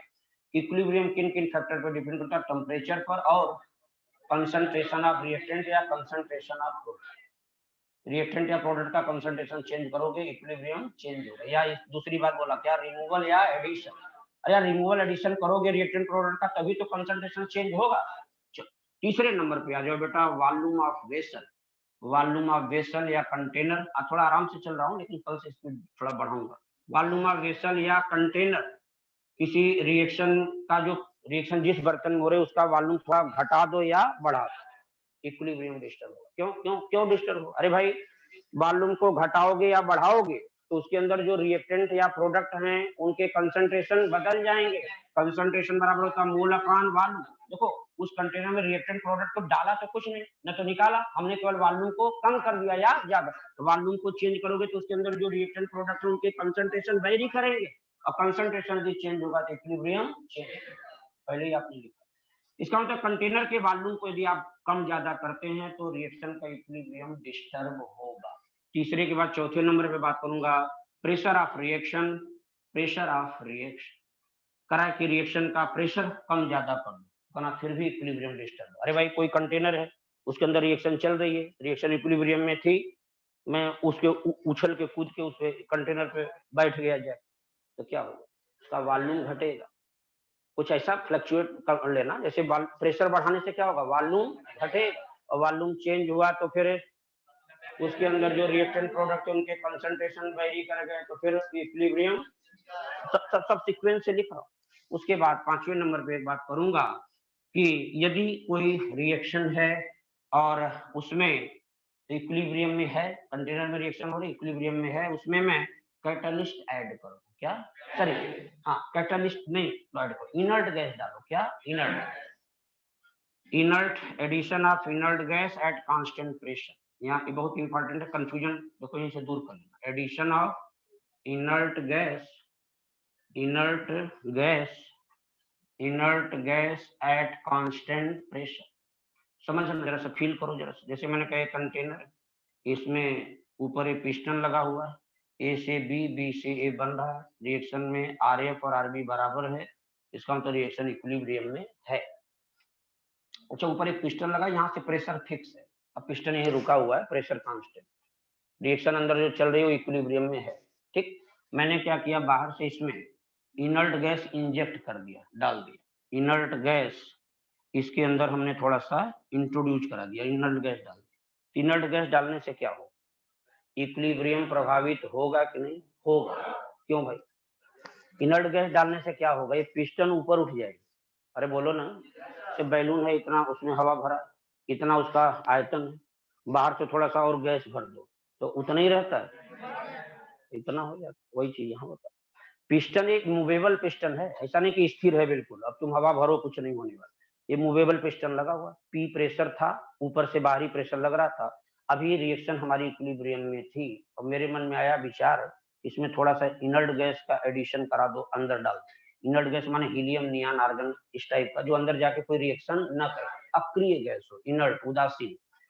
तो अंदर जैसे ही डाला तो अंदर जाके सिर्फ एक काम करेगी, क्या, वॉल्यूम एक्सपेंड हो जाए। और वॉल्यूम जैसे ही चेंज हुआ, इनके कंसंट्रेशन चेंज हो जाएंगे, और कंसंट्रेशन यदि चेंज हो जाएंगे तो फिर इक्विलिब्रियम डिस्टर्ब हो जाए। ये 5 महत्वपूर्ण बातें थी जो कि इक्विलिब्रियम को प्रभावित करते हैं। तो ये बात हमने आपके सामने रखी, इक्विलिब्रियम किन किन फैक्टर पर डिपेंड करता है। तो पहला है टेम्परेचर, दूसरा है कंसंट्रेशन ऑफ रिएक्टेंट या कंसंट्रेशन ऑफ प्रोडक्ट, या कहना रिमूवल या एडिशन ऑफ रिएक्टेंट, या किसी इक्विलिब्रियम मिक्सचर से किसी कंटेनर में इक्विलिब्रियम रिएक्शन में आ चुका है, रिएक्टेंट या प्रोडक्ट के एडिशन या रिमूवल करने से इक्विलिब्रियम डिस्टर्ब होता है। लेकिन एक शर्त है कि वह जो सब्सटेंस सॉलिड नहीं होना चाहिए। सॉलिड सब्सटेंस होगा तो उसको हटाने बढ़ाने से उसके इक्विलिब्रियम डिस्टर्ब नहीं। तीसरा बताया कि यदि कंटेनर का वॉल्यूम कम या ज्यादा कर दो तो भी इक्विलिब्रियम डिस्टर्ब होगा, क्योंकि वॉल्यूम चेंज करोगे तो कंसंट्रेशन रिएक्टेंट प्रोडक्ट के फ्लक्चुएट करेंगे, और ये फ्लक्चुएट करेंगे तो फिर इक्विलिब्रियम चेंज हो जाए। प्रेशर को चेंज करो, रिएक्शन का प्रेशर कम ज्यादा करो, प्रेशर कम ज्यादा करोगे तो वॉल्यूम बढ़ेगा या घटेगा, और फिर कंसंट्रेशन चेंज होंगे, इक्विलिब्रियम चेंज हो जाए। फिर एक बात और मैंने किया, इनर्ट गैस का एडिशन करो, इनर्ट गैस के कांस्टेंट प्रेशर, ये लाइन याद है, हाँ, कांस्टेंट वॉल्यूम पे करोगे तो चेंज नहीं है। क्यों? वॉल्यूम यदि कांस्टेंट हो बर्तन का, उसके अंदर कोई रिएक्शन हो रही थी, इक्विलिब्रियम में थी, और कंटेनर का वॉल्यूम फिक्स था, माने क्लोज कंटेनर, बाहर से तुम गैस डालो, कहना गैस डालने के क्या कर लोगे, कुछ नहीं, वॉल्यूम चेंज नहीं हो, क्योंकि बंद बर्तन है, वहां पे जो पिस्टन लगा फिक्स है, वो ऊपर नीचे नहीं करेगा। कहने का मतलब वॉल्यूम कांस्टेंट है, यदि तो अंदर यदि गैस डालोगे तो क्या वॉल्यूम चेंज करेगा कंटेनर का? नहीं। वॉल्यूम चेंज नहीं होगा तो क्या रिएक्टेंट या प्रोडक्ट के कंसंट्रेशन बदलेंगे? नहीं। और वो नहीं बदलेंगे तो रिएक्शन इक्विलिब्रियम में थे, इक्विलिब्रियम में ही रहेगी, इक्विलिब्रियम डिस्टर्ब नहीं होगा। यही चीज बताऊंगा। तीसरे नंबर पे सॉरी एक हेडिंग लिख रहा हूँ, वो समझ कि इक्विलिब्रियम डू नॉट डिपेंड। ऐसे कौन कौन से फैक्टर हैं जो इक्विलिब्रियम को चेंज नहीं कर पाते? कोई रिएक्शन का इक्विलिब्रियम मेंटेन रहता है, डिस्टर्ब नहीं होता, किस वजह से? सुनो, यहाँ लिख रहा हूँ, equilibrium do not depend upon, equilibrium किन फैक्टर पे डिपेंड नहीं करता। ठीक, तो कहना पहली बात तो ये है कि कैटालिस्ट के एडिशन से इक्विलिब्रियम प्रभावित नहीं होगा। कोई रिएक्शन इक्विलिब्रियम में है, कंटेनर के, या हम कहें कोई रिएक्शन इक्विलिब्रियम है तो मन में एक विचार ले आओ कि कोई कंटेनर होगा, उसके अंदर कोई रिएक्शन हो रहा होगा, वो रिएक्शन में फॉरवर्ड बैकवर्ड का रेट बराबर होगा, रिएक्शन इक्विलिब्रियम में होगी, इतना फील कर लिया तब आगे सोचा। तो मैंने कहा कि भाई ये बताओ कोई रिएक्शन इक्विलिब्रियम में है और उसमें एडिशन ऑफ कैटालिस्ट, कैटालिस्ट का यदि हम एडिशन कर दें तो बताओ रिएक्शन का इक्विलिब्रियम पर क्या प्रभाव पड़ेगा? कोई प्रभाव। रिएक्शन इक्विलिब्रियम में थी, इक्विलिब्रियम उसका मेंटेन रहेगा, कैटालिस्ट चाहे पॉजिटिव डालो चाहे नेगेटिव, वो इक्विलिब्रियम डिस्टर्ब नहीं कर पाएगा, क्योंकि पॉजिटिव डालोगे तो फॉरवर्ड का भी रेट बढ़ाएगा, बैकवर्ड अभी भी दोनों बराबर ही रहेंगे, नेगेटिव डालोगे तो फॉरवर्ड का भी रेट घटाएगा और बैकवर्ड का अभी भी दोनों बराबर। दूसरे नंबर पे एक बात आती है कि एडिशन ऑफ इनर्ट गैस, बोलो क्या लिखने जा रहा हूँ, addition of inert gas at constant volume. यदि कंटेनर का, ये देखो एक लाइन समझी लो क्या फायदा, एक कंटेनर बंद है बिल्कुल, इसमें ए से बी, बी से ए बन रहा था, रिएक्शन रिवर्सिबल है, इक्विलिब्रियम में है, मैंने कहा आर एफ आर बी बराबर है, आर एफ और आर बी बराबर, क्लोज कंटेनर, अब इसके अंदर मान लो बाहर से इनर्ट गैस हीलियम डाल दी, हीलियम अंदर डालोगे तो क्या होगा? कुछ नहीं, इसका ना प्रेशर बढ़ेगा। प्रेशर वो वाली बात नहीं है, अंदर का प्रेशर से मतलब नहीं। हम जो प्रेशर जो वहां पे बात कर रहे हैं प्रेशर के बढ़ाने या घटाने से ऊपरी प्रेशर, बाहरी प्रेशर बढ़ाने घटाने। तो बाहरी प्रेशर ऊपर से बढ़ाओगे तो क्या होता है? वॉल्यूम घटता है। ये मैं उसकी बात कर रहा हूँ। ये नहीं कह रहे तुम मन में आए कि यार हीलियम डाला अंदर प्रेशर बढ़ गया तो कुछ होना चाहिए, नहीं। हम जो प्रेशर की बात ऊपर किए हैं वो कौन सा प्रेशर? External pressure. कंटेनर के अंदर ही ऊपर से प्रेशर लगाओगे तो वॉल्यूम चेंज होगा, वही चीज। तो कहना यहाँ हीलियम डाला, रिएक्शन इक्विलिब्रियम में थी, लेकिन वॉल्यूम कंटेनर का कांस्टेंट है, अभी बदलने वाला नहीं है, तो हीलियम गैस डालोगे तो कहने का मतलब इक्विलिब्रियम मेंटेन रहेगा, वो डिस्टर्ब। ठीक है, ये समझने वाली बात है, थोड़ा सा फील करना। उसके बाद नेक्स्ट एक आखिरी बात लिखने जा रहा हूँ तीसरे नंबर पे, कि इक्विलिब्रियम जो हमारा है वो टाइम पर डिपेंड नहीं करता। किस पर? टाइम। कोई रिएक्शन में मान लो इक्विलिब्रियम आ गई तो 10 मिनट बाद भी वही रहेगा, इक्विलिब्रियम मेंटेन रहेगा। ऐसा नहीं समय बीता इक्विलिब्रियम डिस्टर्ब हो। हाँ, बजाय यदि आप बाहर से कुछ ना करें, केवल देखें इक्विलिब्रियम आ गई, अब आप देखते रहो, खड़े हो, अनंत काल तक देखोगे, ऐसे ही वो इक्विलिब्रियम मेंटेन रहेगा, वो डिस्टर्ब। इसका मतलब किसी रिएक्शन में एक बार इक्विलिब्रियम आ चुकी है तो समय के साथ इक्विलिब्रियम चेंज नहीं। हाँ, जब तक कि आप उस कंटेनर का वॉल्यूम बढ़ाएं घटाएं कुछ करेंगे नहीं, तब तक वो डिस्टर्ब नहीं। तो ये टोटल हम 8 बात किए, जिसमें 5 बात ऊपर 3 बात नीचे। 5 बात जो ऊपर किया उसमें मैंने बोला कि वह सब के सारे फैक्टर इक्विलिब्रियम को प्रभावित करते, और लेकिन ये 3 फैक्टर ऐसे हैं जो इक्विलिब्रियम को डिस्टर्ब नहीं करते। अब ये सब महत्वपूर्ण बातें जो थी पढ़ लेना, देखना। अब मैं एक नया हेडिंग डालने जा रहा हूँ, इक्विलिब्रियम कांस्टेंट। बोलो क्या? वो इक्विलिब्रियम। अब मैं बोलने जा रहा हूँ इक्विलिब्रियम कांस्टेंट। Equilibrium constant. तो कहोगे अरे उसी समय बोल देते हो दोनों बात। अरे नहीं बोल सकते, दोनों अलग अलग। इक्विलिब्रियम अलग होता है और इक्विलिब्रियम कांस्टेंट अलग, तो साथ में हम नहीं बोल सकते। इक्विलिब्रियम कांस्टेंट क्या है भाई? तो सुनो, पहले एक छोटी सी बात करूंगा, छोटा सा उदाहरण देके समझाऊंगा। सपोज करो एक रिएक्शन हो रहा है, ए से बी बन रहा है, बी से ए। इधर रिएक्शन फॉरवर्ड मान लो, इधर बैकवर्ड मान, या इसको फॉरवर्ड मान लो, इसको। अब इधर से देख रहा हूं तो उधर फॉरवर्ड, इधर बैकवर्ड। हम इधर से देखें है ना, उधर फॉरवर्ड मान लो, उधर का वो आपके ऊपर है, आप क्या मानते हैं। एक मानक अपना स्थिर कर लीजिए। चलो मैं अक्सर ऐसे खड़ा होता हूँ, तो मान लो इधर फॉरवर्ड, इधर बैकवर्ड। अच्छा, फॉरवर्ड रिएक्शन का जो रेट कांस्टेंट है, rate of reaction rate constant A K, और बैकवर्ड डायरेक्शन का rate constant K B. Rate of reaction अलग है, रेट कांस्टेंट अलग है। मान लिया कि एक रिएक्शन है, ए से बी बन रहा है, बी से ए बन रहा है, फॉरवर्ड डायरेक्शन का रेट कांस्टेंट के एफ है, बैकवर्ड डायरेक्शन का रेट कांस्टेंट के बी।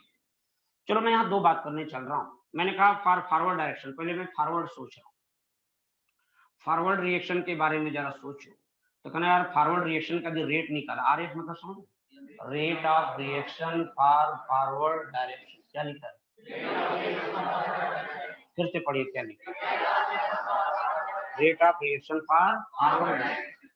कहना फिर वही उनको याद किया कि उसको गुलवर्डर बागी याद आ गए। तो उन्होंने कहा था कि किसी रिएक्शन का जो रेट है वो रिएक्टेंट के कंसंट्रेशन के डायरेक्टली प्रोपोर्शनल। या कहना उन्होंने कहा था रिएक्शन का जो रेट है वो रिएक्टेंट के एक्टिव मास के डायरेक्टली प्रोपोर्शनल। ठीक है, तो वही कर दो भाई। फॉरवर्ड रिएक्शन का रेट यदि निकाला जाए तो आर एफ डायरेक्टली हो जाएगा कंसंट्रेशन ऑफ ई। ठीक, अच्छा इस प्रोपोर्शनलिटी का साइन हटा दो यदि, तो आर एफ बराबर क्या होगा? के एफ कंसंट्रेशन ऑफ ए। भाई फॉरवर्ड डायरेक्शन का रेट कांस्टेंट लगा दो। ये मान लीजिए क्वेश्चन नंबर 1। ऐसे सिमिलरली मैं आपको बात करूं बैकवर्ड रिएक्शन की, जब बात करूं, अब चलो फॉरवर्ड सोच ली, अब जरा उधर से सोचो। तो बैकवर्ड रिएक्शन की यदि डिस्कशन करें तो कहना फिर हम आरबी निकालें, बैकवर्ड डायरेक्शन का रेट निकालें। तो कहना जब बैकवर्ड डायरेक्शन का रेट निकालोगे तो रेट ऑफ रिएक्शन बी के कंसंट्रेशन के डायरेक्ट हो, इसका मतलब आरबी डायरेक्टली प्रोपोर्शनल होगा concentration of B, active mass of B. और बताओ आरबी और बराबर जब करोगे यहाँ तो बैकवर्ड डायरेक्शन का rate constant K B concentration of B. मान लो एक क्वेश्चन नंबर 2। अच्छा मैं कहना चाह रहा हूँ कि रिएक्शन रिवर्सिबल है तो देर सवेर इक्विलिब्रियम आएगी। मान लो आ गए, मान लो इक्विलिब्रियम आ गए, तो कहना अरे ऊपर खत्म हो गया लगता है। ठीक, इक्विलिब्रियम मान लो, इधर समझाता हूँ कि मान लो इक्विलिब्रियम आ गया। ठीक, तो एट इक्विलिब्रियम क्या होगा? इक्विलिब्रियम पर आपने अभी नियम पढ़ा, कंडीशन पढ़ा कि एट इक्विलिब्रियम होता क्या, RF और RB बराबर हो गए तो कंफर्म। यदि रिएक्शन में इक्विलिब्रियम अचीव हो गई, इसका मतलब फॉरवर्ड और बैकवर्ड का रेट क्या होगा, बराबर। भैया इधर ही देखो, बात नहीं। RF और RF क्या है, लिखा है कंसंट्रेशन ऑफ, दिखाऊं कि बहुत समझ आ रहा है। यहाँ पे मैं लिखा KF कंसंट्रेशन ऑफ और एक KB कंसंट्रेशन ऑफ B। ये जो लिखा था यही देखते चलिए, कंसंट्रेशन ऑफ B, और मैंने कहा कि फॉरवर्ड और बैकवर्ड का रेट क्या होगा, बराबर। सुनो बेटा, यहाँ KF और नीचे ले आओ KB, और ये बराबर होगा कंसंट्रेशन ऑफ B, और ये नीचे आएगा कंसंट्रेशन।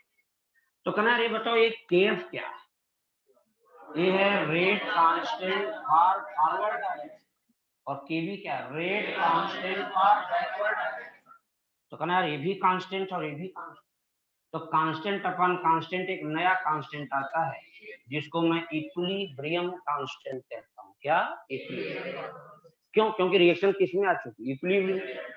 तो फॉरवर्ड डायरेक्शन का रेट कांस्टेंट और बैकवर्ड डायरेक्शन के रेट कांस्टेंट का जो अनुपात है, रेशियो, यहीं से एक नया कांस्टेंट आएगा। अरे भाई कांस्टेंट अपॉन कांस्टेंट भी क्या होगा, कांस्टेंट, और इसको हम इक्विलिब्रियम कांस्टेंट बोलते हैं।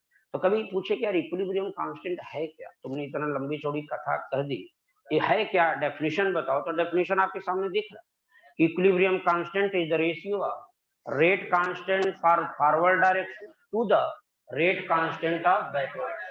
फॉरवर्ड डायरेक्शन के रेट कांस्टेंट और बैकवर्ड डायरेक्शन के रेट कांस्टेंट का जो रेशियो है वही होता है equilibrium constant. In other hand यदि दूसरे तरीके से बोलें तो कहना कि इक्विलिब्रियम कांस्टेंट क्या है, तो कहना equilibrium constant is the ratio of concentration of product at equilibrium. कभी का कंसंट्रेशन मत लेना कि शुरू का ले लें, बीच का ना। इक्विलिब्रियम कांस्टेंट तो तभी आएगा जब, ये बोलना, बोलो नहीं हम बोल रहे, equilibrium constant is the ratio of concentration of product at equilibrium to the concentration of reactant at equilibrium. तो जब रेशियो निकालोगे तो उससे इक्विलिब्रियम कांस्टेंट आएगा। क्या आएगा, इक्विलिब्रियम। ये दोनों लाइन बेटा महत्वपूर्ण है समझना, इक्विलिब्रियम कांस्टेंट क्या है। तो ये भी इक्विलिब्रियम कांस्टेंट को डिफाइन कर रहा है और ये भी इक्विलिब्रियम कांस्टेंट को डिफाइन, ठीक है। अब एक बात आती है, जैसे कहना यार मान लो ये तो तुमने सादा सादा लिख दिया A और B, मान लो इसमें कुछ ऐसे कर देता 2A 3B कर देता, ना कोई परेशानी नहीं है। सुन मैं बता, ना फिर फॉरवर्ड का रेट लिखते तो रेट ऑफ फॉरवर्डेशन डायरेक्टली तो A के पावर 2 करते कि नहीं करते। फिर RA बराबर होगा KF के यहाँ ऐसे। अच्छा वहां क्या करते, देखो यहाँ पे जब मैं बैकवर्ड की जब बात करता B के पावर 3, यहाँ RB directly concentration of B के पावर 3 और RB बराबर KB B के पावर 3। फिर मैंने कहा इक्विलिब्रियम रिएक्शन में जब आता इक्विलिब्रियम पर RF RB क्या करते बराबर, तो फिर देखो RF कितना है, KF A के पावर 2 और RB आया था KB B के पावर 3, बस ये दोनों बराबर करते अगेन KF अपॉन KB, यहाँ पे आता B concentration power 3 A concentration power 2 ऐसे। वो तो मैंने बड़ी साधारण बात की थी, लेकिन मैंने कहा थोड़ी सी बात बदल दे, कोफिशिएंट भी उसमें इन्वॉल्व हो जाए A और B का, तब आप ऐसे बोलो। लेकिन नियम फिर वही, इक्विलिब्रियम कांस्टेंट क्या है, कहना कि equilibrium constant is the ratio of rate constant for forward direction to the rate constant of backward direction. यही रेशियो से इक्विलिब्रियम कांस्टेंट आता है, या फिर ये बात बोलो, ठीक। अब बात एक छोटी सी करने चल रहा हूँ कि equilibrium constant can be represented by 2 way. Equilibrium 2 वे नहीं बल्कि 50 वे हैं, लेकिन मैं 2 ही वे बता रहा हूँ, समझ में। इक्विलिब्रियम कांस्टेंट कई होते हैं, जैसे सुनो, जैसे कभी आ जाए कि KC क्या है इक्विलिब्रियम का, KP क्या है इक्विलिब्रियम का, K क्या है इक्विलिब्रियम का, KW क्या है इक्विलिब्रियम का, KH क्या है इक्विलिब्रियम, ऐसे बहुत सारे हैं। लेकिन अलग अलग जगह आएंगे, जहां आएंगे वहां की बात वहां करेंगे। यहाँ पे मैं सिर्फ पूरे चैप्टर में अभी जो मैं डिस्कस कर रहा हूँ, यहाँ पर सिर्फ 2 ही बात होगी, KP या KC। तो मैं यही लिखने जा रहा हूँ, जरा ध्यान से समझना। Equilibrium constant can be represented by 2 वे, 2 वे हैं, 2 रास्ते। इक्विलिब्रियम कांस्टेंट क्या है तो आपको पता चल गया कि इक्विलिब्रियम कांस्टेंट जो होता है KF अपॉन KB या KF upon KB, rate constant for forward direction to the rate constant of backward direction से इक्विलिब्रियम कांस्टेंट आता है, या concentration of product at equilibrium upon concentration of reactant at equilibrium, इससे भी equilibrium constant आता है।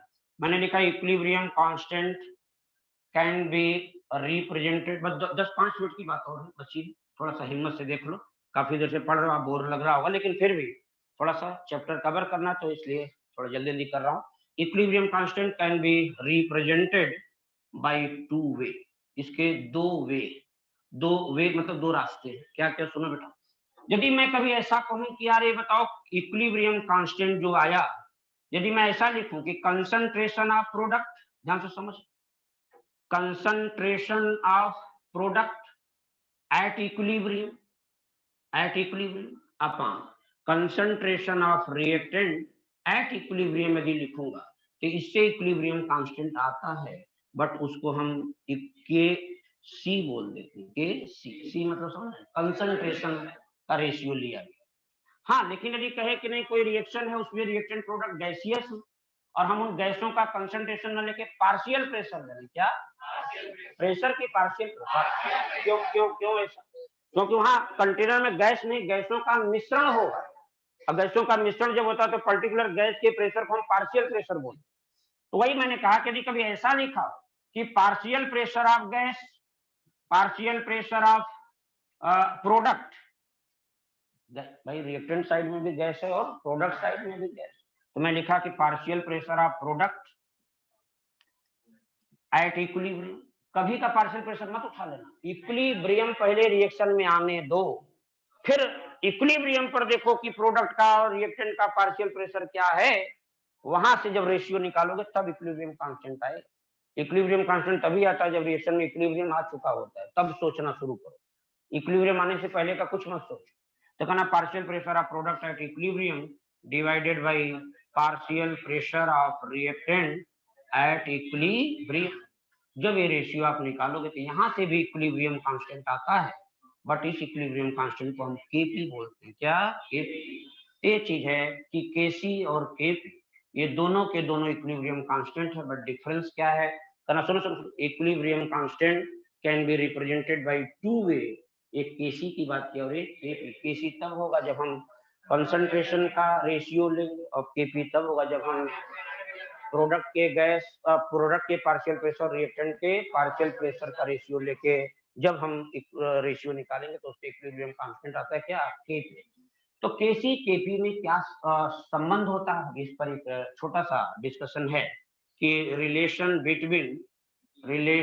Between equilibrium constant KC and या छोड़ो, पहले तो आप इसको बाद में बात करूंगा, डेरिवेशन भी करके दिखा दूंगा, लेकिन अभी आप केवल ये बात करो कि कोई रिएक्शन दिया जाए तो उसके केपी और केसी का एक्सप्रेशन कैसे लिखते। सुनो पहले, expression of KP and KC for given reaction. ध्यान से पहले ये लिखो, expression for expression of KP and KC for given reaction. नीचे मान लो कोई रिएक्शन दे दे, ओके, उस रिएक्शन का केपी या केसी का एक्सप्रेशन लिखो। केपी, किसी दिए गए रिएक्शन का केपी और केसी का क्या लिखो? एक्सप्रेशन। तो कैसे लिखेंगे? सुनो, एक छोटा सा पहले जनरल उदाहरण है। सपोज करो हमारे पास एक रिएक्शन है कि N1 मोल ए गैस है और ये N2 मोल बी, ये भी गैस से रिएक्शन किया, और M1 मोल सी बना, M1 मोल सी ये भी गैस है, और M2 मोल डी ये भी गैस। मान ऐसा कोई गैसियस रिएक्शन लिखा, करा कि इस रिएक्शन को देखो और इसका केसी का एक्सप्रेशन लिखो। तो कहना लिख लूंगा, इसमें कौन सी बड़ी बात। केसी बराबर क्या होगा? कंसंट्रेशन ऑफ सी के power M1 into concentration of D के power M2 upon concentration of A के power N1 concentration of B के पावर। लिख लोगे कि फिर बताऊं? कुछ थोड़ी नहीं, वही फॉरवर्ड का रेट पहले निकालो, फिर बैकवर्ड का रेट निकालो, इक्विलिब्रियम पर फॉरवर्ड और बैकवर्ड का रेट बराबर होगा, फिर वहां से ये निकल के आएगा, ऐसे ही आएगा।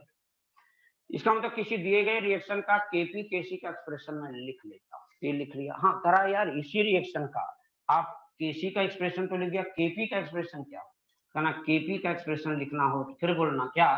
Partial pressure of gas C at equilibrium के पावर क्या m1 into partial pressure of gas D के कब का पार्शियल प्रेशर इक्विलिब्रियम वाला, पहले वाले से हमें कोई मतलब नहीं, हमें इक्विलिब्रियम कांस्टेंट निकालना तो हम सारी बात इक्विलिब्रियम वाली लेंगे, इक्विलिब्रियम पे ही करेंगे, पीछे क्या था पास्ट में नहीं सोचे।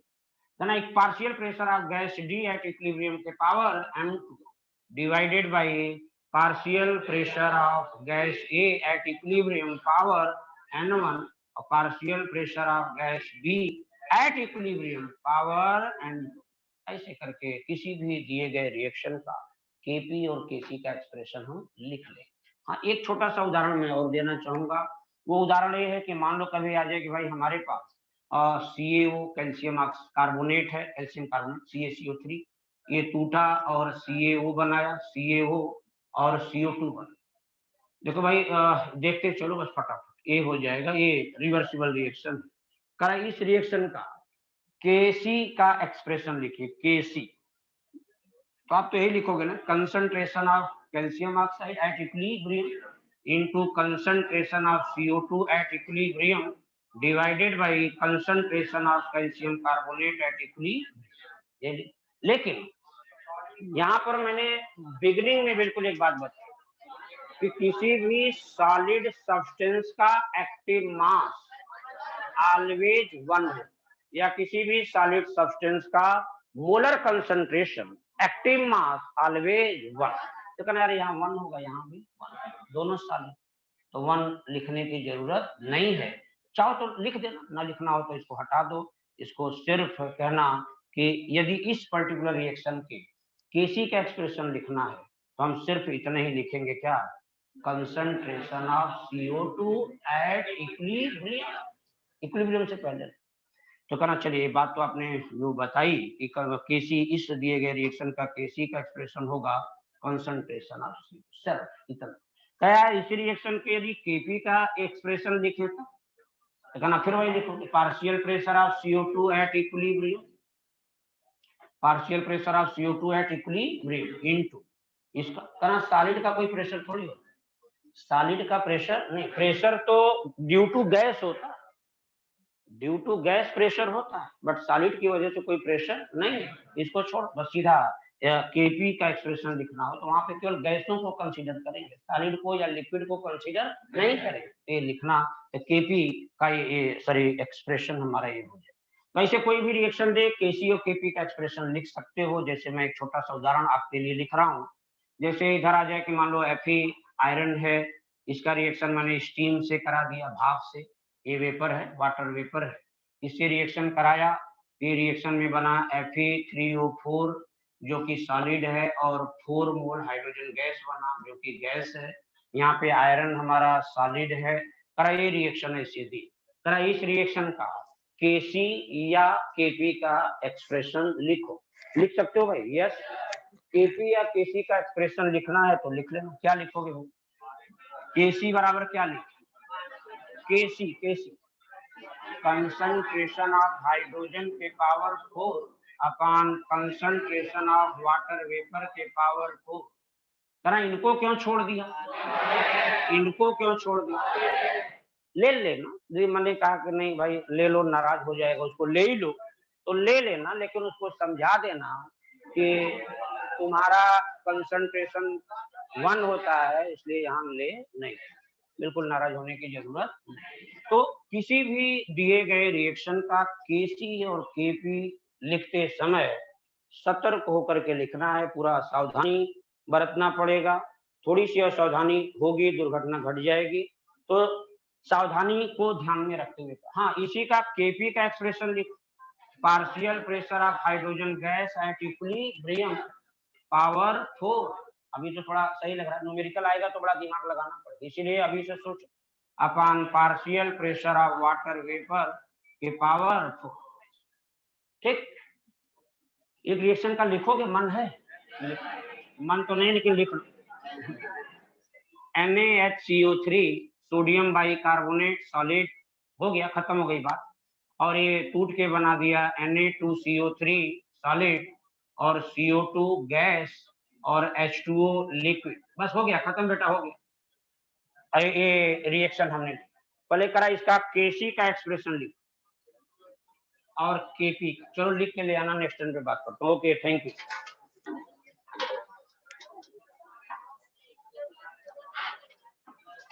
CO2 into S2. Thank you sir. H2 liquid है, थैंक यू वन हो जाएगा मान।